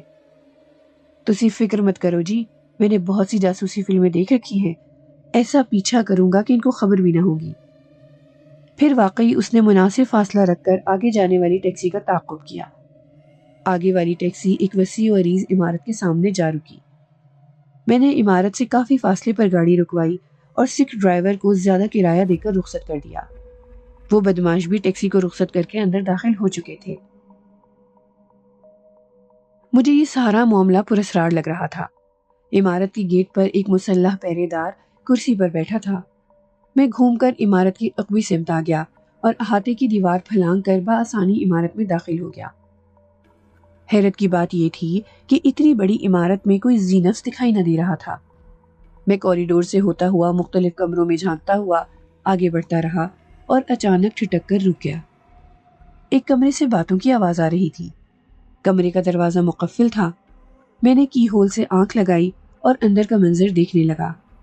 یہ کسی فلمی سیٹ کا منظر تھا۔ کمرے میں بہت تیز روشنی تھی۔ ایک شخص کمرے کے ساتھ موجود تھا جبکہ وہ دونوں بدماش اس لڑکی کو دبوچے کھڑے تھے۔ ان سے کچھ فاصلے پر ایک دوسرا شخص بھی موجود تھا جس کے ہاتھوں میں پسٹل موجود تھا۔ یہ انسپیکٹر ارجن پانڈے تھا جو ایک حافظ قرآن لڑکی کی عصمت دری اور قتل کی واردات میں ملوث تھا، جسے بابا جی نے اپنے آستانے سے دھتکار دیا تھا اور مجھے پولیس اسٹیشن لے جا کر بہیمانہ تشدد کیا تھا۔ وہ اس وقت اسی لڑکی سے مخاطب تھا۔ دیکھو علینا، تم ویسے بھی بالی ووڈ کی فلموں میں کام کرنے کے سپنے دیکھ رہی تھی۔ یہ فلم تو تمہیں دنیا بھر میں مشہور کر دے گی اور پیسہ بھی توقع سے زیادہ ملے گا، مگر میں اس قسم کی فلموں میں کام نہیں کر سکتی۔ وہ رو دینے والے انداز میں بولی، دیکھو سیدھی طرح مان جاؤ ورنہ نریندر اور اجے تم سے زبردستی کریں گے، پھر بھی ہوگا وہی جو میں چاہتا ہوں۔ اب معاملہ میری سمجھ میں آ گیا تھا۔ یہاں بلو فلمیں بنائی جا رہی تھیں، لیکن ارجن پانڈے کا اس گھناؤنے کاروبار سے کیا تعلق ہے؟ کیا وہ بھی اس نیٹ ورک سے منسلک تھا؟ ادھر ارجن پانڈے نے لڑکی کو گولی مارنے کی دھمکی دی۔ علینا نے لرزتے کانپتے ہاتھوں سے اپنی شرٹ کا اوپری بٹن کھولا۔ اب معاملہ میری برداشت سے باہر ہو چکا تھا، لیکن اس سے پہلے کہ میں کوئی کارروائی کرتا، کسی نے عقب سے میرے سر پر کسی ٹھوس چیز کا وار کیا۔ میری آنکھوں کے سامنے ستارے سے گھوم گئے اور میں ہوش و خرد سے محروم ہو گیا۔ مجھے ہوش آیا تو خود کو ایک تاریک کمرے میں کرسی پر اس مضبوطی سے بندھا ہوا پایا کہ ہلنے جلنے کے بھی قابل نہ تھا۔ کمرے میں تاریکی اس قدر تھی کہ کچھ دکھائی نہیں دے رہا تھا۔ میں کافی دیر تک اس تاریک کمرے میں پڑا رہا، پھر اچانک کمرہ روشن ہو گیا۔ یہ دائیں دیوار پر نصب انرجی سیور تھا جس نے اس کمرے کو روشن کیا تھا۔ اب میں نے اپنے ارد گرد کا جائزہ لیا اور کانپ گیا۔ یہ کسی بھی قسم کے ساز و سامان سے عاری کمرہ تھا۔ مجھے مضبوط رسی کے ذریعے جس کرسی پر باندھا گیا تھا وہ کمرے کے عین وسط میں تھی اور فرش میں اس مضبوطی سے فکس تھی کہ اسے ہلانا جلانا ناممکن تھا۔ چھت پر لگے ہک سے ایک آہنی زنجیر لٹک رہی تھی۔ سب سے خوفناک بات اس آہنی زنجیر سے لٹکتی لاش تھی جس کا دایاں پاؤں اس زنجیر سے بندھا ہوا تھا۔ زنجیر سے الٹا لٹکے شخص کی پیشانی میں سوراخ تھا جو یقیناً گولی کا تھا۔ کچھ ہی فاصلے پر فرش پر ایک دبلا پتلا شخص بے سدھ پڑا تھا۔ دیواروں پر جا بجا ایذا رسانی کے آلات آویزاں تھے، گویا یہ ٹارچر سیل تھا۔ اگر میرے ہاتھ پاؤں بندھے ہوئے نہ ہوتے تو اس عمارت کی اینٹ سے اینٹ بجا کر باہر جانا بہت آسان تھا۔ کچھ دیر بعد کمرے کا دروازہ کھلا۔ اندر داخل ہونے والا ارجن پانڈے تھا۔ اس کے ساتھ 35 سالہ دراز قد شخص تھا جو 3 پیس سوٹ میں ملبوس تھا۔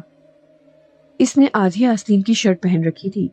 بازوؤں کے مسلز، ابھرا ہوا چٹان سینہ صاف ظاہر کر رہا تھا کہ وہ باڈی بلڈر ہے۔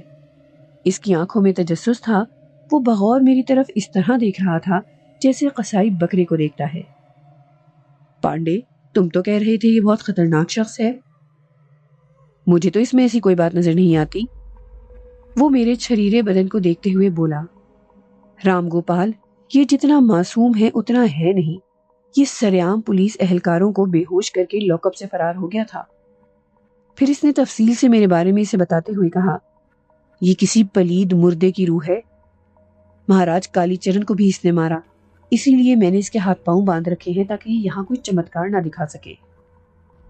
اور غلام سرور، یہ رام گوپال ہے، انڈر ورلڈ کا ڈان اور جرائم کی دنیا کا بے تاج بادشاہ۔ اس کے بعض دھندوں میں بھی اس کا پارٹنر ہوں، جیسے بلیو پرنٹ فلموں کا وہ کاروبار جس عمارت میں تم داخل ہوئے تھے، وہاں بلیو پرنٹ فلمیں تیار کی جاتی ہیں۔ اب تم وہاں نہیں، ایک ایسے ٹارچر سیل میں موجود ہو جہاں خطرناک مجرموں کو رکھا جاتا ہے۔ یہ لاش جو چھت سے لٹک رہی ہے، یہ وہ گارڈ ہے جو اس عمارت کے گیٹ پر موجود تھا جس میں تم اس کی نظروں میں آئے بغیر داخل ہوئے تھے، اسی لیے اسے نرک میں پہنچا دیا گیا۔ ارجن پانڈے بولا اور آگے بڑھ کر مجھ پر گھوسوں کی بارش کر دی۔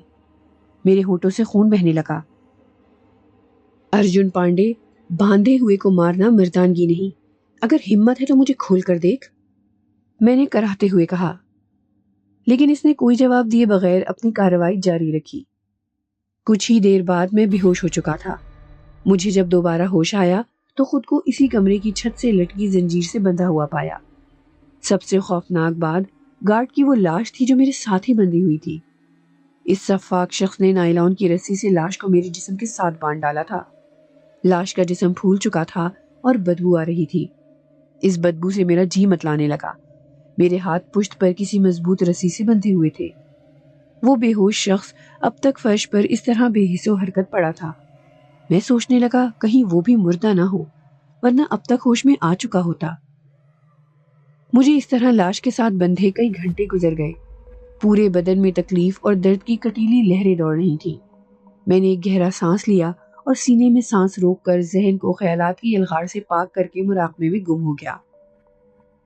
تکلیف کا احساس ختم ہو گیا۔ نہ جانے کتنے گھنٹے گزر گئے، مجھے کچھ پتہ نہ چلا۔ لاش کی بدبو بھی میری یکسوئی کو متاثر نہ کر سکی۔ اچانک گولیوں کی تڑتڑاہٹ گونجنے لگی۔ یہ 2 طرفہ فائرنگ تھی۔ ایسا لگ رہا تھا جیسے کئی افراد فائرنگ کر رہی ہوں، لیکن میں اس سب سے بے نیاز مراقبے میں گم تھا اور میری سانسیں بند تھی۔ یہی میری کامیابی اور زندگی کی ضمانت تھی، ورنہ میں لاش کی شدید بدبو سے بے ہوش ہو چکا ہوتا یا دنیا سے گزر جاتا۔ پھر یہ فائرنگ رک گئی، دروازہ کھلا اور مجھے لاش سمیت زنجیر سے اتار لیا گیا۔ میں نے آنکھیں کھول دی۔ اپنے سامنے موجود افراد کو دیکھ کر میں چونک پڑا۔ یہ طارق اور تنویر تھے۔ ان کے ساتھ ایک شخص اور بھی تھا۔ ان تینوں کے ہاتھوں میں آٹومیٹک رائفلیں موجود تھیں۔ مجھے چشمے زدن میں رسیوں کی بندش سے آزاد کروا لیا گیا۔ فرش پر پڑے بے سدھ شخص کو تنویر نے اپنے کاندھے پر اٹھا لیا۔ میرے لیے اٹھنا بہت مشکل تھا۔ کئی گھنٹوں سے الٹا لٹکنے کے باعث ٹانگیں اور جسم جیسے مفلوج ہو چکا تھا۔ طارق نے مجھے سہارا دیا۔ یہ وقت سوال و جواب کا نہیں تھا۔ میں ان کے ساتھ کمرے سے باہر آ گیا۔ کوریڈور میں 3-4 گولیوں سے چھلنی افراد کی لاشیں پڑی تھیں۔ یہ یقیناً رام گوپال اور ارجن پانڈے کے ساتھی تھے۔ اچانک چند فائر ہوئے۔ گولیاں ہمارے قریب سے گزری۔ طارق اور اس کے ساتھی مجھے لیے ہوئے ایک ہال نما کمرے میں گھس گئے۔ اسی وقت ایک آواز گونجی، تم لوگ یہاں سے زندہ باہر نہیں نکل سکتے۔ یہ پانڈے کی آواز تھی جو مائک سے آ رہی تھی۔ پانڈے، جس طرح ہم اس عمارت میں داخل ہوئے ہیں اور تمہارے کئی کتے جہنم رسید کر دیے ہیں، اسی طرح اس عمارت سے باہر بھی جائیں گے۔ میں جانتا ہوں کہ اس عمارت میں صرف تم زندہ بچے ہو۔ طارق نے جواب دیا، یہ ہمیں باتوں میں الجھا رہا ہے تاکہ قانون نافذ کرنے والے ادارے پہنچ جائیں اور ہم کسی چوہے کی طرح اس چوہے دان میں پھنس جائیں۔ بہتر یہی ہے کہ جس خفیہ راستے سے ہم اس عمارت میں داخل ہوئے تھے اسی سے باہر نکل جائیں۔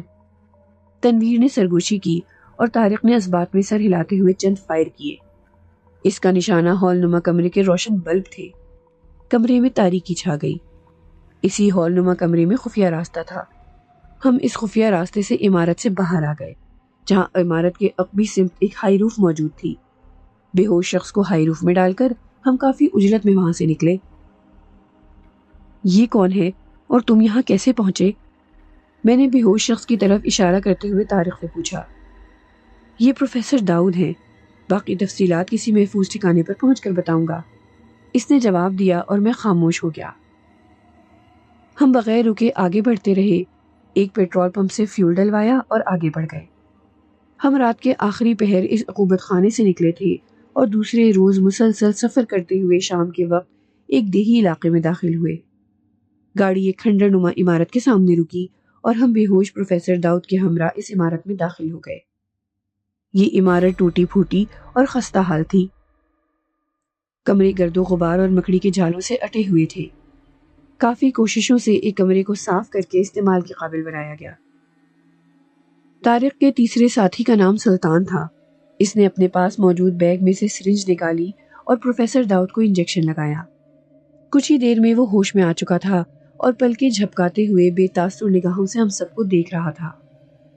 پروفیسر گھبراؤ مت، اب تم اپنوں میں ہو، طارق نے کہا۔ کچھ دیر بعد ایک جیپ آ کر اس عمارت کے سامنے رکی۔ اس میں 6-7 مسلح افراد تھے۔ یہ بھی طارق کے ساتھی تھے۔ انہوں نے عمارت کے مختلف حصوں میں پوزیشن سنبھال لی تھی۔ اس کا مطلب یہ ہے کہ طارق کا تعلق بھی کسی جرائم پیشہ گروہ سے ہے، میں نے سوچا۔ تنویر، یہ علاقہ بارڈر کے قریب ہے، ہم نصف شب کے قریب خاموشی سے یہاں سے نکل جائیں گے، طارق کہہ رہا تھا۔ طارق، تمہارے مجھ پر بہت سے احسانات ہیں۔ 2 دفعہ تم نے میری جان بچائی ہے اور تم نے مجھے دوست بھی کہا ہے، لیکن اتنے مسلح افراد کی موجودگی یہ ظاہر کر رہی ہے کہ تم کوئی جرائم پیشہ شخص ہو، اس لیے مجھے یہاں سے جانے کی اجازت دو۔ میں نے ان کی گفتگو میں دخل اندازی کی۔ وہ دونوں چونک پڑے۔ تنویر کے چہرے پر ناگواری کے تاثرات تھے جبکہ طارق مسکرا رہا تھا۔ پروفیسر داؤد فرش پر بے خبر سو رہا تھا۔ اس کی مخدوش حالت کے باعث سلطان نے پین کلر انجیکشن میں خواب آور دوا ملا کر لگا دیا تھا۔ یہ جو فرش پر پڑے ہیں ان کا نام ہے پروفیسر داؤد۔ یہ ہمارے ملک کے مایہ ناز سائنسدان ہیں۔ فرحین ان کی اکلوتی بیٹی تھی جسے کرکٹ سے جنون کی حد تک لگاؤ تھا۔ انہی دنوں وانکھڑے اسٹیڈیم میں پاکستان اور انڈین کرکٹ ٹیم کا میچ تھا۔ فرحین نے ضد کی کہ وہ انڈیا جا کر میچ دیکھنا چاہتی ہے۔ پروفیسر داؤد اس کی ضد سے مجبور ہو گئے اور اسے لے کر انڈیا پہنچے۔ وہ کسی معصوم بچی کی طرح خوش تھی اور اپنی فیورٹ ٹیم کو اپنی آنکھوں سے انڈیا کے خلاف ایکشن میں دیکھ رہی تھی۔ خوش قسمتی سے یہ پاکستان میچ جیت گیا۔ دوسرے روز سیمی فائنل تھا۔ وہ 5 اسٹار ہوٹل کی لابی میں موجود تھے کہ انہوں نے محسوس کیا کہ وہاں موجود ایک شخص کی نظریں فرحین پر جمی ہوئی ہیں۔ پھر وہ ان کے قریب آ گیا۔ میرا نام رام گوپال ہے اور تعلق فلم انڈسٹری سے ہے۔ میں اس لڑکی کو اپنی فلم میں بطور ہیروئن مرکزی کردار کی آفر کرتا ہوں۔ اس نے اپنا تعارف کراتے ہوئے آفر کی اور پروفیسر داؤد نے شائستہ لہجے میں انکار کر دیا۔ دوسرے روز وہ میچ شروع ہونے سے پہلے اسٹیڈیم میں جانے کے لیے گاڑی میں سوار ہوئے۔ ابھی راستے میں ہی تھے کہ ایک لینڈ کروزر نے سامنے آ کر اس کا راستہ مسدود کر دیا اور 4 مسلح افراد نیچے اترے۔ ان میں رام گوپال بھی تھا۔ چیختی چلاتی فرحین کو اغوا کر لیا گیا جبکہ پروفیسر داؤد کے سر پر پسٹل کا دستہ مار کر بے ہوش کر دیا گیا۔ پروفیسر نے ہوش میں آنے کے بعد پولیس سے رابطہ کیا۔ رام گوپال ایک بااثر شخص تھا۔ ان کی کوئی سنوائی نہیں ہوئی۔ چند روز بعد فرحین کی بلیو پرنٹ فلم منظر عام پر آ گئی۔ پروفیسر داؤد نے احتجاج کیا۔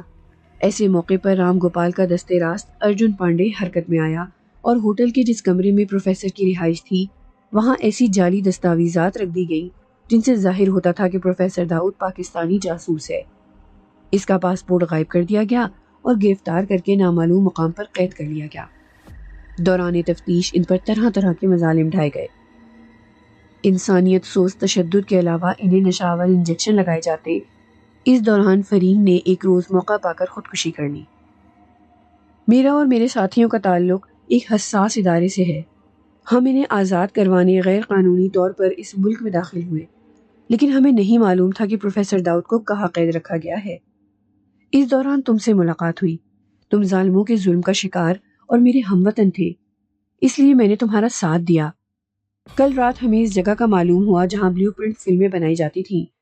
ہم اس عمارت میں داخل ہوئے، رام گوپال کے کئی کارندوں کو جہنم رسید کیا۔ ان میں سے ایک پر تشدد کر کے معلوم کیا کہ پروفیسر داؤد کو کس عمارت میں رکھا گیا ہے۔ اس کے بعد وہاں موجود کئی لڑکیوں کو ہم نے آزاد کیا اور عمارت کو ٹائم بم سے تباہ کر کے وہاں پہنچ گئے جہاں تم قید تھے۔ خفیہ راستے کا ہم کارندے پر تشدد کے ذریعے راستہ معلوم کر چکے تھے۔ اندر جا کر ارجن پانڈے کے کئی ساتھیوں کو جہنم حاصل کر کے تم دونوں کو آزاد کروا لیا، لیکن افسوس ارجن پانڈے ہمارے ہاتھوں سے نکل گیا۔ اب ہم آج رات اس ملک سے نکل جائیں گے۔ طارق نے اپنی رودات ختم کی۔ مجھے یہاں سے جاتے ہوئے ایک ہی افسوس رہے گا کہ رگھوناتھ میرے ہاتھوں سے بچ نکلا، میں نے کہا اور طارق کو بتایا کہ اس سے بچھڑنے کے بعد مجھ پر کیا گزری۔ ہم رات 10 بجے اس عمارت سے نکلے۔ ہمارا رخ بارڈر کی طرف تھا۔ ارادہ یہی تھا کہ بارڈر سے کچھ فاصلے پر گاڑیاں روک لی جائیں گی اور ہم پیدل ہی خاموشی سے بارڈر پار کر کے اپنے وطن کی زمین، اپنی جنت میں داخل ہو جائیں گے۔ ہم پروفیسر داؤد سمیت 14 افراد تھے جو 2 گاڑیوں میں سوار تھے۔ پروفیسر داؤد ہوش میں آ چکے تھے اور ان کی ذہنی حالت اب پہلے سے بہتر تھی۔ طارق نے اپنا اور اپنے ساتھیوں کا تعارف پروفیسر داؤد سے کروا کر انہیں مطمئن کر دیا تھا۔ ہم مطمئن تھے اور اپنے حساب سے خوش ہو رہے تھے کہ بارڈر قریب ہے، لیکن مقدر کی بات کوئی نہیں جانتا تھا۔ ہم اپنے حساب سے سوچ رہے تھے اور مقدر کا حساب کچھ اور تھا۔ اچانک ہماری دونوں گاڑیاں جھٹکا کھا کر رک گئیں۔ اگر ایک گاڑی خراب ہوتی تو ہم اسے اتفاق سمجھتے، لیکن دونوں گاڑیوں کا خراب ہونا کسی گڑبڑ اور بڑی مصیبت کی طرف اشارہ کر رہا تھا۔ اور پھر یہ مصیبت سامنے آ ہی گئی۔ دائیں طرف ناہموار میدانی علاقہ تھا جو بڑے بڑے ٹیلوں سے اٹا ہوا تھا۔ ایک ٹیلے کی آڑ سے 2 افراد نکل رہے تھے۔ ان میں سے ایک رگھوناتھ اور دوسرا پستہ قامت ایک سادھو تھا جس کے گلے میں مختلف قسم کی مالائیں تھیں۔ وہ دونوں ہم سے کچھ فاصلے پر رک گئے۔ غلام سرور، تم میرے پرانے متر ہو، اس طرح خاموشی سے مجھ سے ملے بغیر اس دیش سے جانا اچھا نہیں۔ تمہاری طرف بہت سے حساب کتاب ہیں، انہیں تو ادا کرتے جاؤ۔ رگھوناتھ استہزائیہ انداز میں بولا۔ رگھوناتھ، گیدڑ کی جب شامت آتی ہے تو وہ شہر کا رخ کرتا ہے۔ تمہیں تمہاری شامت نے یہاں بھیجا ہے۔ اس وقت تو تم موقع سے فائدہ اٹھا کر بھاگ گئے تھے، پر اب میں تمہیں نہیں بھاگنے دوں گا، میں نے اطمینان سے جواب دیا۔ میرے جواب سے وہ جزبز ہو گیا اور گھمبیر لہجے میں کہا، اب تو یہ گھسے پٹے پرانے محاورے بولنا چھوڑ دو، تمہارا انت ہونے والا ہے۔ شاید تم اپنے گرو کالی چرن کی شرمناک شکست بھول گئے جسے ایک عورت نے عبرتناک انجام تک پہنچا دیا تھا، میں نے طنز کیا۔ بالک، اسی لیے تو میں آیا ہوں، میں کالی چرن کا متر ہوں، تمہیں نرک میں پہنچانے کے بعد اس ناری سے بھی کالی چرن کی ہتیا کا بدلہ لیں گے، پرنتو اتنا یاد رکھو، تم یہاں سے زندہ اپنے دیش نہیں جاؤ گے۔ یہ گردھاری لال کا وچن ہے۔ وہ اپنی انگاروں کی طرح دہکتی آنکھیں مجھ پر مرکوز کرتے ہوئے بولا۔ بند کرو اپنا یہ مداریوں کا کھیل تماشا، تنویر بیزاری سے بولا اور اپنی رائفل ان دونوں پر تان لی۔ وہ غصیلی طبیعت کا مالک تھا۔ بالک، اپنی یہ حسرت بھی پوری کر لو۔ وہ پراسرار انداز میں مسکرایا اور تنویر نے ٹریگر دبا دیا۔ اگلا ہی لمحہ نہایت ہی حیرت انگیز تھا۔ ٹریگر دبانے کے باوجود رائفل سے گولیاں نہیں نکلی تھیں۔ تنویر بوکھلا گیا۔ گردھاری لال نے زمین پر سے مٹھی بھر مٹی اٹھائی اور تنویر اور اس کے ساتھیوں کی طرف اچھال دی۔ اس کے بعد جو کچھ ہوا اس نے مجھے حیرت اور خوف میں مبتلا کر دیا۔ طارق اور اس کے ساتھی کسی مجسمے کی طرح ساکت ہو چکے تھے۔ اب یہ کسی بھی قسم کی حرکت نہیں کر سکتے، صرف دیکھ اور سن سکتے ہیں کہ یہاں کیا ہو رہا ہے۔ گردھاری لال نے زبان کھولی۔ طارق میرا استاد تھا اور پراسرار علوم میں مہارت رکھتا تھا۔ اس کا بے بس ہونا اس بات کا ثبوت ہے کہ گردھاری لال کوئی معمولی پنڈت نہیں تھا۔ اس سے پہلے کہ میں اپنے بچاؤ کے لیے کچھ کرتا، گردھاری لال نے اپنے سر کا ایک بال توڑا اور میری طرف پھینکا۔ سر کا یہ بال سانپ کی طرح بل کھاتا ہوا آیا اور رسی کی شکل اختیار کر لی۔ اس رسی نے مجھے پاؤں سے لے کر بازوؤں تک جکڑ لیا۔ میں نے سنبھلنے کی کوشش کی مگر لڑکھڑا کر گر گیا۔ گردھاری لال نے اپنا ہاتھ فضا میں لہرایا اور ایک بڑی سی تیز دھار تلوار اس کے ہاتھوں میں نہ جانے کہاں سے آ گئی۔ وہ میرے قریب آیا اور اپنا تلوار والا ہاتھ فضا میں لہرایا۔ بالک، میں کالی کا مہان سیوک ہوں اور تمہاری بلی چڑھا رہا ہوں۔ میں نے کلمہ پڑھا اور آنکھیں اس کے تلوار والے ہاتھ پر جم گئی اور دل تیزی سے دھڑکنے لگا۔ کسی بھی پل اس کا تلوار والا ہاتھ نیچے آتا اور میرا سر دھڑ سے الگ ہو جاتا۔ اب کوئی معجزہ ہی مجھے بچا سکتا تھا۔ میں نے دل کی گہرائیوں سے اللہ کو پکارا۔ اسی پل مجھے ایسا لگا کہ جیسے میرے بدن کے گرد لپٹی رسی ٹوٹ چکی ہے۔ میں تڑپ کر کھڑا ہو گیا۔ گردھاری لال کی آنکھوں میں خوف تھا۔ وہ خوفزدہ نظروں سے میرے عقب میں دیکھ رہا تھا۔ میں نے مڑ کر دیکھا اور خوشی سے اچھل پڑا۔ وہاں ہاجرہ کھڑی تھی۔ اس کے چہرے پر اس وقت بھی نقاب تھا۔ اچھا ہوا تم بھی آ گئی، مجھے تم سے کالی چرن کی ہتیا کا بدلہ لینا ہے، وہ تند لہجے میں بولا۔ گردھاری لال، کالی چرن کو بھی میں نے سمجھایا تھا اور تمہیں بھی سمجھا رہی ہوں، کسی ظالم کا ساتھ دینا گناہ ہے۔ تمہارے لیے یہی بہتر ہے کہ خاموشی سے یہاں سے چلے جاؤ، وہ سرد لہجے میں بولی۔ چپ کر کلنکنی، اس وقت تم اس لیے کامیاب ہو گئی تھی کہ تم سب نے مل کر کالی چرن کو گھیرا تھا، گردھاری لال نے کہا اور پھر کالی کا فلک شگاف نعرہ لگا کر کسی مداری کی طرح اچھلنے کودنے لگا۔ اس نے اپنے سر کا بال توڑ کر ہاجرہ کو میری طرح رسی میں جکڑنا چاہا مگر اس میں بھی سے کامیابی نہ ہوئی۔ پھر اس نے زمین سے مٹی اٹھا کر ہاجرہ کی طرف پھینکی۔ اس بار اس کا داؤ کامیاب رہا۔ اس کا جسم شولوں کی زد میں آ گیا مگر یہ وقتی کامیابی ثابت ہوئی۔ چشمے زدن میں اس کے سر پر بادل لہرایا اور بارش برسنے لگی۔ یہ بارش صرف ہاجرہ پر برس رہی تھی۔ آگ بجھ گئی۔ اس کا چہرہ اور گردن جو اس آگ سے جھلس گئے تھے خود بخود صاف شفاف ہو گیا۔ پھر ان دونوں کے درمیان مار کا شدت اختیار کر گیا۔ یہ ماورائے قوتوں کی لڑائی تھی۔ وہ دونوں مجھ سے اور رگھوناتھ سے بے نیاز ایک دوسرے پر بڑھ چڑھ کر حملے کر رہے تھے۔ میں نے موقع سے فائدہ اٹھایا اور تماشا دیکھنے والے رگھوناتھ پر چھلانگ لگائی اور اسے رگیدتا ہوا زمین پر گرا۔ اس سے پہلے کہ وہ کوئی جنتر منتر پڑھ کر اپنا بچاؤ کرتا، میں نے پے در پے کئی گھونسے اس کے چہرے پر رسید کر دیے۔ اس کا چہرہ لہو لہان ہو گیا اور وہ کربناک انداز میں چیخا۔ گردھاری لال اس کی چیخ پر اس کی طرف متوجہ ہوا اور انگلی سے اشارہ کر کے مجھ پر وار کرنا چاہا۔ ہاجرہ نے اپنے دونوں ہاتھ اس کی طرف جھٹکے۔ لا تعداد سوئیاں اس کے پاؤں کے تلووں میں پیوست ہو گئیں۔ اس نے اپنے پاؤں زور سے زمین پر مارے۔ سوئیاں پاؤں میں سرائیت کر گئیں۔ وہ رگھوناتھ کو بھول کر دوبارہ ہاجرہ کی طرف متوجہ ہو گیا۔ میرے ہاتھ پاؤں حرکت میں آ گئے۔ پے در پے کئی گھوسوں نے اس کے کئی دانت توڑ ڈالے تھے۔ ناک پہ چک چکی تھی۔ ناک اور منہ سے خون جاری تھا۔ اس کی اذیتناک چیخیں مجھے عجیب سا سرور دے رہی تھی۔ میں نے اسے 2-3 بار سر سے بلند کر کے پتھریلی زمین پر پھینکا۔ اب اس کا جسم جھٹکے کھا رہا تھا اور اس پر جانکنی کی سی کیفیت طاری تھی۔ میں نے اس پر طرز کھائے بغیر زوردار ٹھوکر اس کے چہرے پر رسید کی اور فضا میں اچھالا اور گھٹنے موڑ کر رگھوناتھ کے سینے پر گرا۔ وہ پھر اذیت سے چیخا۔ اس کی رہی سہی طاقت بھی جواب دے گئی۔ اب میں اسے سر کے بالوں سے پکڑے زمین پر گھسیٹ رہا تھا۔ ادھر گردھاری لال نے لاتعداد خونخوار بیر ہاجرہ کی طرف بھیجے جو کریہ انداز میں چیختے ہوئے حملہ آور ہوئے۔ ہاجرہ نے اپنے دونوں ہاتھ جھٹکے۔ بیروں کے جسم میں آگ بھڑک اٹھی۔ گردھاری لال نے اپنا ہاتھ فضا میں لہرایا۔ اب اس کے ہاتھ میں مٹی کی کوری ہانڈی نظر آ رہی تھی۔ میں کانپ اٹھا۔ میں موت کی اس ہانڈی سے آگاہ تھا۔ اس کے وار سے بچنا ناممکن ہوتا ہے۔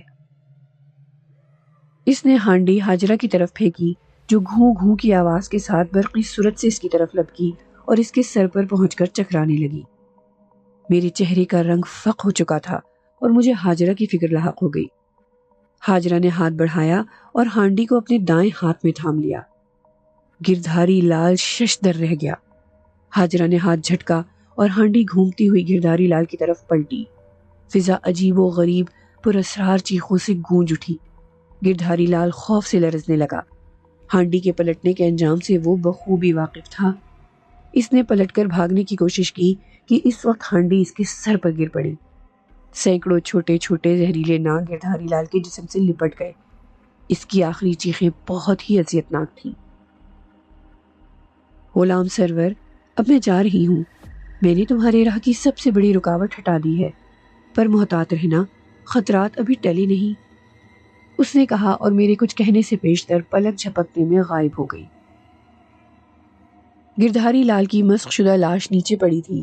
اس کے مرتے ہی طارق اور اس کے ساتھی اس کے سحر سے آزاد ہو چکے تھے۔ میں جاں بلب رگھوناتھ کی طرف بڑھا اور اس کے جسم پر پے در پے کئی ٹھوکریں رسید کی۔ اب اس میں چیخنے تک کی سکت نہ تھی۔ وہ بے حس و حرکت پڑا تھا اور میں اس پر ٹھوکریں برسا رہا تھا۔ رک جاؤ، یہ مر چکا ہے، طارق کی آواز سنائی دی اور میں رک گیا۔ واقعی اس کی سانسوں کی ڈور ٹوٹ چکی تھی۔ چلو اب نکلے یہاں سے، میں نے کہا اور ہم سب گاڑیوں کے قریب پہنچے۔ اب شاید یہاں سے زندہ نکلنا مشکل ہے، سلطان نے عجیب سے انداز میں کہا اور میں چونک پڑا۔ وہ اس سمت دیکھ رہا تھا جس سمت سے ہم آئے تھے۔ دور، بہت دور سے اس کچے راستے پر گرد کے غبار اٹھ رہے تھے۔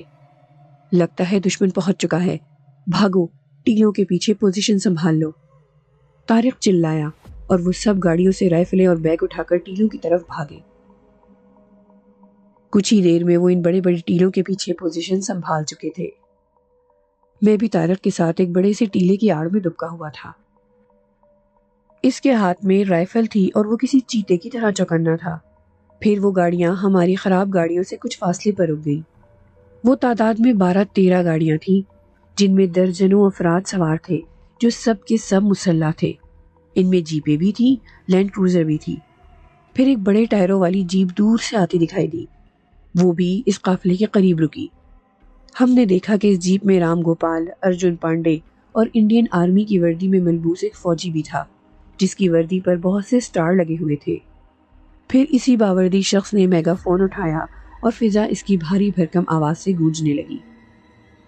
میں میجر رمیش تم لوگوں کو آگاہ کرتا ہوں کہ پولیس اور BSF نے تمہیں چاروں طرف سے گھیر رکھا ہے اور کچھ ہی دیر میں یہاں مزید نفری بھی آ جائے گی۔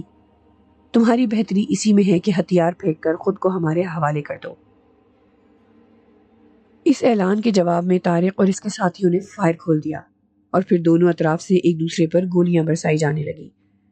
میرے ہاتھ میں بھی طارق کی دی ہوئی رائفل موجود تھی۔ اس نے رائفل چلانے کا طریقہ بھی مجھے بتایا تھا، لیکن میں اناڑی تھا۔ میری چلائی ہوئی گولیاں ضائع ہوئیں، اس لیے خاموشی سے ایک ٹیلے کی آڑ میں دبکا رہا۔ اگلے 15 منٹ تک فائرنگ چلتی رہی۔ اس دوران BSF کے 2-3 اہلکار مارے گئے، لیکن اس سے کوئی خاص فرق نہیں پڑا کیونکہ وہ تعداد میں بہت زیادہ تھے۔ ان کا گھیرا رفتہ رفتہ ہمارے گرد تنگ ہوتا جا رہا تھا۔ ہم محاصرے میں تھے اور جانتے تھے کہ یہاں سے زندہ بچ نکلنا ایک معجزہ ہی ہوگا۔ ہمارے پاس ایمونیشن بھی محدود تھا اور یہ خطرہ بھی تھا کہ قانون نافذ کرنے والے دیگر ادارے بھی نہ پہنچ جائیں۔ ایسی صورت میں یہاں سے نکلنا ناممکن ہو جاتا۔ سب سے بڑا خطرہ سرحدی محافظوں کا تھا کیونکہ یہاں سے بارڈر قریب تھا، وہ فائرنگ کی آواز سن کر یہاں آ سکتے تھے۔ بہرحال طارق اور اس کے ساتھیوں کی زبردست مزاحمت نے پولیس اور BSF کی پیش قدمی روک رکھی تھی۔ ان کی کوشش یہی تھی کہ پولیس کی مزید کمک آنے سے پہلے یہاں سے نکل جائیں۔ پھر BSF کی طرف سے دستی بم پھینکے گئے۔ فضا سماج شکن دھماکوں سے گونج اٹھی اور گرد و غبار کے بادل چھا گئے۔ سب سے آگے والے ٹیلے کی آڑ میں طارق کے 2 شوٹر اس حملے میں مارے گئے۔ طارق کا چہرہ غصے سے سرخ ہو گیا۔ اس نے ٹیلے کی آڑ سے LMG گن کی نال نکالی اور فائر کیے۔ بلا شبہ وہ غضب کا نشانے باز تھا۔ اس کی چلائی ہوئی گولیاں ایک جیپ کے پیٹرول ٹینک میں لگیں اور جیپ میں آگ بھڑک اٹھی۔ میں نے اس آگ میں 3-4 پولیس اہلکاروں کو جلتے ہوئے دیکھا جو جیپ کی آڑ میں چھپے ہوئے تھے۔ پھر تنویر نے 2 دستی بم اچھالے، یہ بھی نشانے پر لگے تھے۔ سماج شکن دھماکے ہوئے اور 2 جیپیں جلتی ہوئی فضا میں اچھلی، ساتھ ہی انسانی چیخیں گونجی۔ بڑے کٹھن مراحل تھے۔ میری رگوں میں بھی خون پارے کی طرح کھولنے لگا۔ میں نے جوش میں آ کر ٹیلے کی آڑ سے رائفل کی نال نکالی اور فائر کرنے لگا۔ میں اناڑی تھا، اس لیے گولیاں ضائع ہوتی جا رہی تھیں۔ پھر ایک اہلکار میری گولیوں کا نشانہ بن گیا۔ اس میں میرا کوئی کمال نہ تھا، وہ خود ہی گولیوں کے سامنے آ گیا تھا۔ یاہو! میں جوش سے اچھلا۔ اسی وقت شوں کی آواز کے ساتھ ایک گولی میرے سر سے گزری اور طارق نے میرا ہاتھ پکڑ کر مجھے دوبارہ بٹھا دیا۔ اگر اس طرح دوبارہ اچھلے تو بغیر کسی ٹکٹ کے اوپر پہنچ جاؤ گے۔ پھر فائرنگ میں وقفہ آ گیا۔ جگہ جگہ گولیوں کے خول بکھرے پڑے تھے، بارود کی ناگوار بو ہر طرف پھیلی ہوئی تھی۔ انڈین سپاہیوں کو ناقابل تلافی نقصان پہنچا تھا، کئی شدید زخمی تھے اور بہت سے مارے جا چکے تھے۔ ہمیں محصور ہوئے 2 گھنٹے گزر چکے تھے اور ڈر تھا کہ کہیں پولیس اور بی ایس ایف کے لیے کہیں سے کمک نہ آ جائے۔ ہم فائرنگ کرتے ہوئے آگے بڑھے، ہماری یہ کوشش بھی بے سود رہی اور ہم 2 مزید ساتھیوں سے محروم ہو گئے جو مخالف سمت سے چلائی جانے والی گولیوں سے مارے گئے، اور ہم پسپا ہو کر واپس لوٹ گئے۔ اب بچنے کی کوئی صورت نہیں، ایمونیشن بھی ختم ہونے والا ہے اور ہماری تعداد بھی رفتہ رفتہ کم ہو رہی ہے۔ سلطان مایوس لہجے میں بولا۔ پھر انجانے خیال سے اس کی آنکھیں چمکنے لگیں۔ اس نے جو کچھ کیا وہ کسی کے وہم و گمان میں بھی نہ تھا، وہ احمقانہ قدم تھا۔ وہ مختلف ٹیلوں کی آڑ لیتا ہوا آگے بڑھا اور کرالنگ کرتا ہوا ایک جیپ سے کچھ فاصلے پر پہنچ کر اس نے لیٹے لیٹے اپنا ہاتھ فضا میں بلند کیا۔ اس کے ہاتھ میں دستی بم تھا جو سیدھا جیپ میں گرا اور سماج شکن دھماکے کے ساتھ جیپ کے پرخچے اڑ گئے، لیکن جوابی فائرنگ سے اس کا جسم چھلنی ہو گیا۔ اس کی موت نے ہمیں سکتہ زدہ کر دیا تھا۔ پھر جو کچھ طارق نے کیا وہ بھی غیر متوقع تھا۔ وہ پیٹ کے بل رینگتا ہوا ہم سے کافی فاصلے پر آگے ایک ٹیلے کی آڑ میں چلا گیا۔ پھر ہم نے دیکھا وہ چنگھاڑتے ہوئے اٹھا اور خطرے کو بالائے طاقت رکھ کر اٹھ کھڑا ہوا۔ اس کی آواز دل دہلا دینے والی تھی۔ وہ کسی زخمی شیر کی طرح دہاڑ رہا تھا۔ اس نے ایل ایم جی اٹھا رکھی تھی اور دونوں طرف سے جارحانہ انداز میں فائرنگ کر رہا تھا۔ دشمن کی صفوں میں کھلبلی مچ رہی تھی، وہ دہشت زدہ ہو چکے تھے۔ اس کی اندھا دھند جارحانہ فائرنگ سے کئی انڈین سپاہی مارے گئے۔ ہم نے رام گوپال کو بھی گرتے دیکھا۔ طارق کی چلائی ہوئی گولیوں نے اسے چھلنی کر ڈالا تھا۔ پھر وہ فائرنگ کرتے ہوئے الٹے قدموں پیچھے ہٹتا ہوا دوبارہ ہم تک آ پہنچا۔ تب ہم نے دیکھا اس کے سینے سے خون بہہ رہا تھا۔ گولی لگنے کے باوجود اس کے چہرے پر بلا کا اطمینان تھا۔ یہ کیا حرکت تھی؟ میں نے ناراضگی سے کہا۔ کچھ نہیں ہوتا، یہ زخم ہمارے لیے تمغے کی حیثیت رکھتے ہیں، وہ نارمل انداز میں بولا۔ 2 طرفہ فائرنگ ایک بار پھر شروع ہو چکی تھی، مگر اب اس میں پہلے جیسی جارحیت نہیں تھی۔ دشمن کو ناقابل تلافی نقصان پہنچا تھا۔ تم لوگ انہیں فائرنگ میں الجھائے رکھو، میں عقبی سمت سے جا کر کوئی کارروائی کرتا ہوں، طارق نے کہا۔ اسی وقت میگا فون پر ایک بھاری بھرکم آواز گونجی۔ تم لوگ یہاں سے بچ کر نہیں جا سکتے، تمہاری بہتری اسی میں ہے کہ خود کو ہمارے حوالے کر دو۔ میں میجر رمیش تمہیں وچن دیتا ہوں کہ ہتھیار پھینکنے پر تم پر گولی نہیں چلائی جائے گی اور قانون کے مطابق تم سے سلوک کیا جائے گا۔ میجر رمیش، شاید تم مسلمانوں کی تاریخ سے واقف نہیں۔ ٹیپو سلطان جب چاروں طرف سے گھر گیا تھا اس وقت انگریز فوج نے بھی اسے یہی پیشکش کی تھی، اور ٹیپو سلطان نے جو تاریخی جواب دیا تھا میں تمہیں وہی جواب دے رہا ہوں۔ شیر کی 1 دن کی زندگی گیدڑ کی 100 سالہ زندگی سے بہتر ہے، طارق نے بآواز بلند جواب دیا، اور دوسری طرف سے فائرنگ شروع ہو گئی۔ ادھر ہم نے بھی اپنی فائرنگ میں شدت پیدا کر دی تھی اور طارق کرالنگ کرتا ہوا مختلف ٹیلوں کی آڑ لیتا ہوا لمبا چکر کاٹ کر عقبی سمت جانے لگا۔ میری نظریں طارق پر تھیں اور دل تیزی سے دھڑک رہا تھا۔ ایک جیپ کی آڑ سے بی ایس ایف کا کارندہ نکلا، وہ میجر طارق کو دیکھ چکا تھا۔ اس کا ہاتھ فضا میں بلند ہوا اور طارق کی طرف اس نے بم پھینک دیا۔ مجھے طارق کی موت کا یقین ہو چلا تھا۔ پھر میں نے ناقابل یقین منظر دیکھا۔ ایسا منظر صرف فلموں میں ہی ممکن ہے۔ طارق بھی حملہ آور کو دیکھ چکا تھا۔ وہ چشمے زدن میں اچھلا، اپنی سمت پھینکا جانے والا دستی بم کیچ کیا اور سیکنڈ کے 1000ویں حصے میں واپس اچھال دیا۔ ایک سماج شکن دھماکہ ہوا اور ہم نے جیپ کے پرخچے اڑتے دیکھے۔ گرد و غبار کا بادل سا چھا گیا۔ دونوں اطراف سے ایک دوسرے پر فائرنگ جاری تھی۔ تنویر اور ابراہیم نے روشن سرچ لائٹوں کو نشانہ بنایا اور تاریکی چھا گئی۔ یہ سرچ لائٹس ہمارے مقابلے میں ان لوگوں کو بہت سپورٹ کر رہی تھی۔ اس دو بدو شدید فائرنگ میں طارق کے 4 ساتھی مزید مارے گئے۔ پھر پولیس اہلکاروں کے عقب میں فائرنگ کی آواز سنائی دی۔ مرنے والوں کی آخری دلدوز چیخوں نے فضا کا کلیجہ چیرا اور پھر طارق کی گرجدار آواز سنائی دی جو کہہ رہا تھا، اگر کسی نے غلط حرکت کی تو میں اسے گولی مار دوں گا۔ اس کے ساتھ ہی یہ فائرنگ رک گئی۔ یہ تم اچھا نہیں کر رہے ہو، ارجن پانڈے کی شکست خوردہ آواز ابھری۔ کچھ ہی دیر میں ہم نے طارق کو دیکھ لیا۔ وہ میجر رمیش کو گن پوائنٹ پر لیتے ہوئے آگے بڑھا۔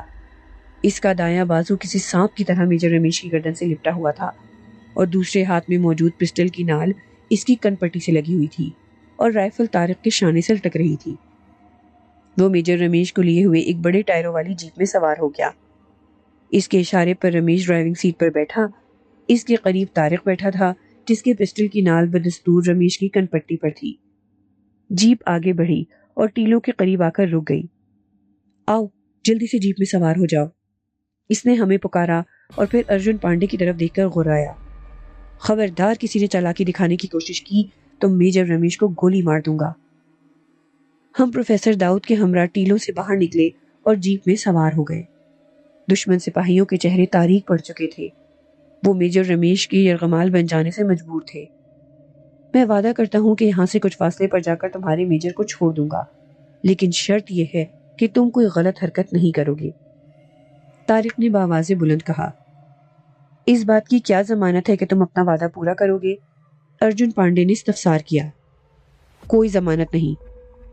تنویر ڈرائیونگ سیٹ پر جا بیٹھا جبکہ ہم میجر رمیش سمیت عقبی نشست پر موجود تھے اور بے حد چوکنا تھے۔ تنویر نے طارق کے حکم پر جیپ آگے بڑھا دی اور انڈین سپاہی ہمیں شکست خوردہ نگاہوں سے گھورنے لگے۔ بارڈر سے کچھ فاصلے پر میجر رمیش کو حسب وعدہ جیپ سے اتار دیا گیا۔ کیا ہمارا پیچھا نہیں کیا جائے گا؟ میں نے پوچھا۔ کیا جا رہا ہے۔ ہم سے کافی فاصلے پر کچھ گاڑیاں ہیڈ لائٹس آف کر کے غیر محسوس انداز میں ہمارا پیچھا کر رہی ہیں، طارق نے جواب دیا۔ اس کے سینے سے اب تک خون بہہ رہا تھا۔ کچھ ہی دیر بعد اس کے اندیشوں کی تصدیق ہو گئی۔ ہمارے تعاقب میں نصف درجن گاڑیاں تھیں۔ میجر رمیش کے آزاد ہوتے ہی وہ سامنے آ چکے تھے۔ اگلی جیپ ہم سے قریب ہوتی جا رہی تھی جس پر چند بی ایس ایف کے اہلکاروں سمیت ارجن پانڈے بھی موجود تھا۔ اس جیپ سے مسلسل ہم پر فائرنگ ہو رہی تھی۔ اگرچہ ہم ان کی فائرنگ رینج میں نہیں تھے لیکن یہ جانتے تھے کہ جلد ہی وہ ہم تک پہنچ جائیں گے۔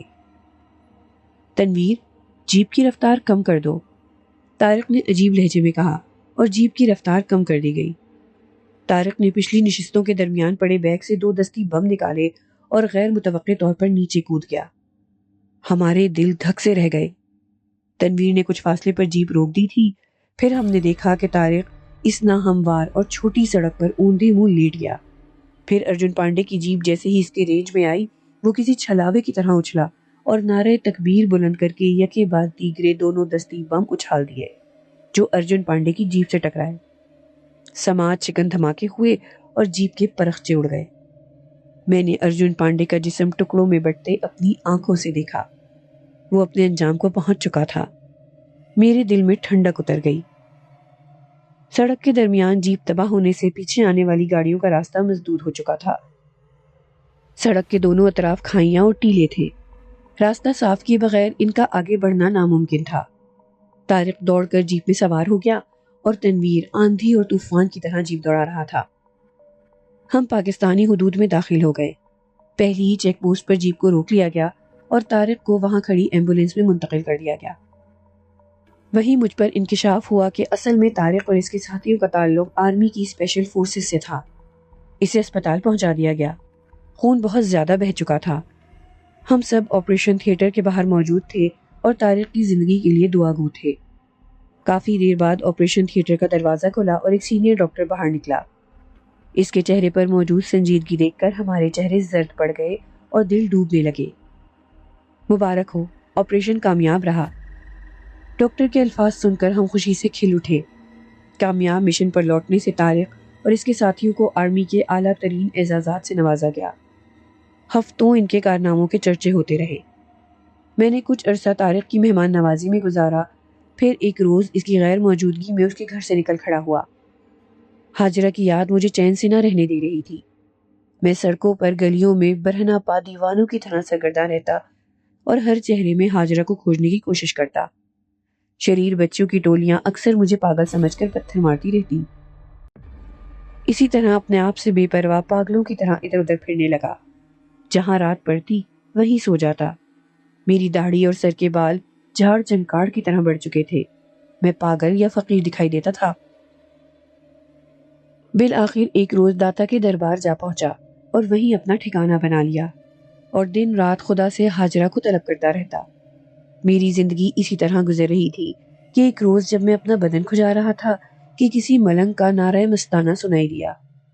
میں نے مڑ کر دیکھا اور ششدر رہ گیا۔ مجھ سے کچھ فاصلے پر ایک مجذوب موجود تھا۔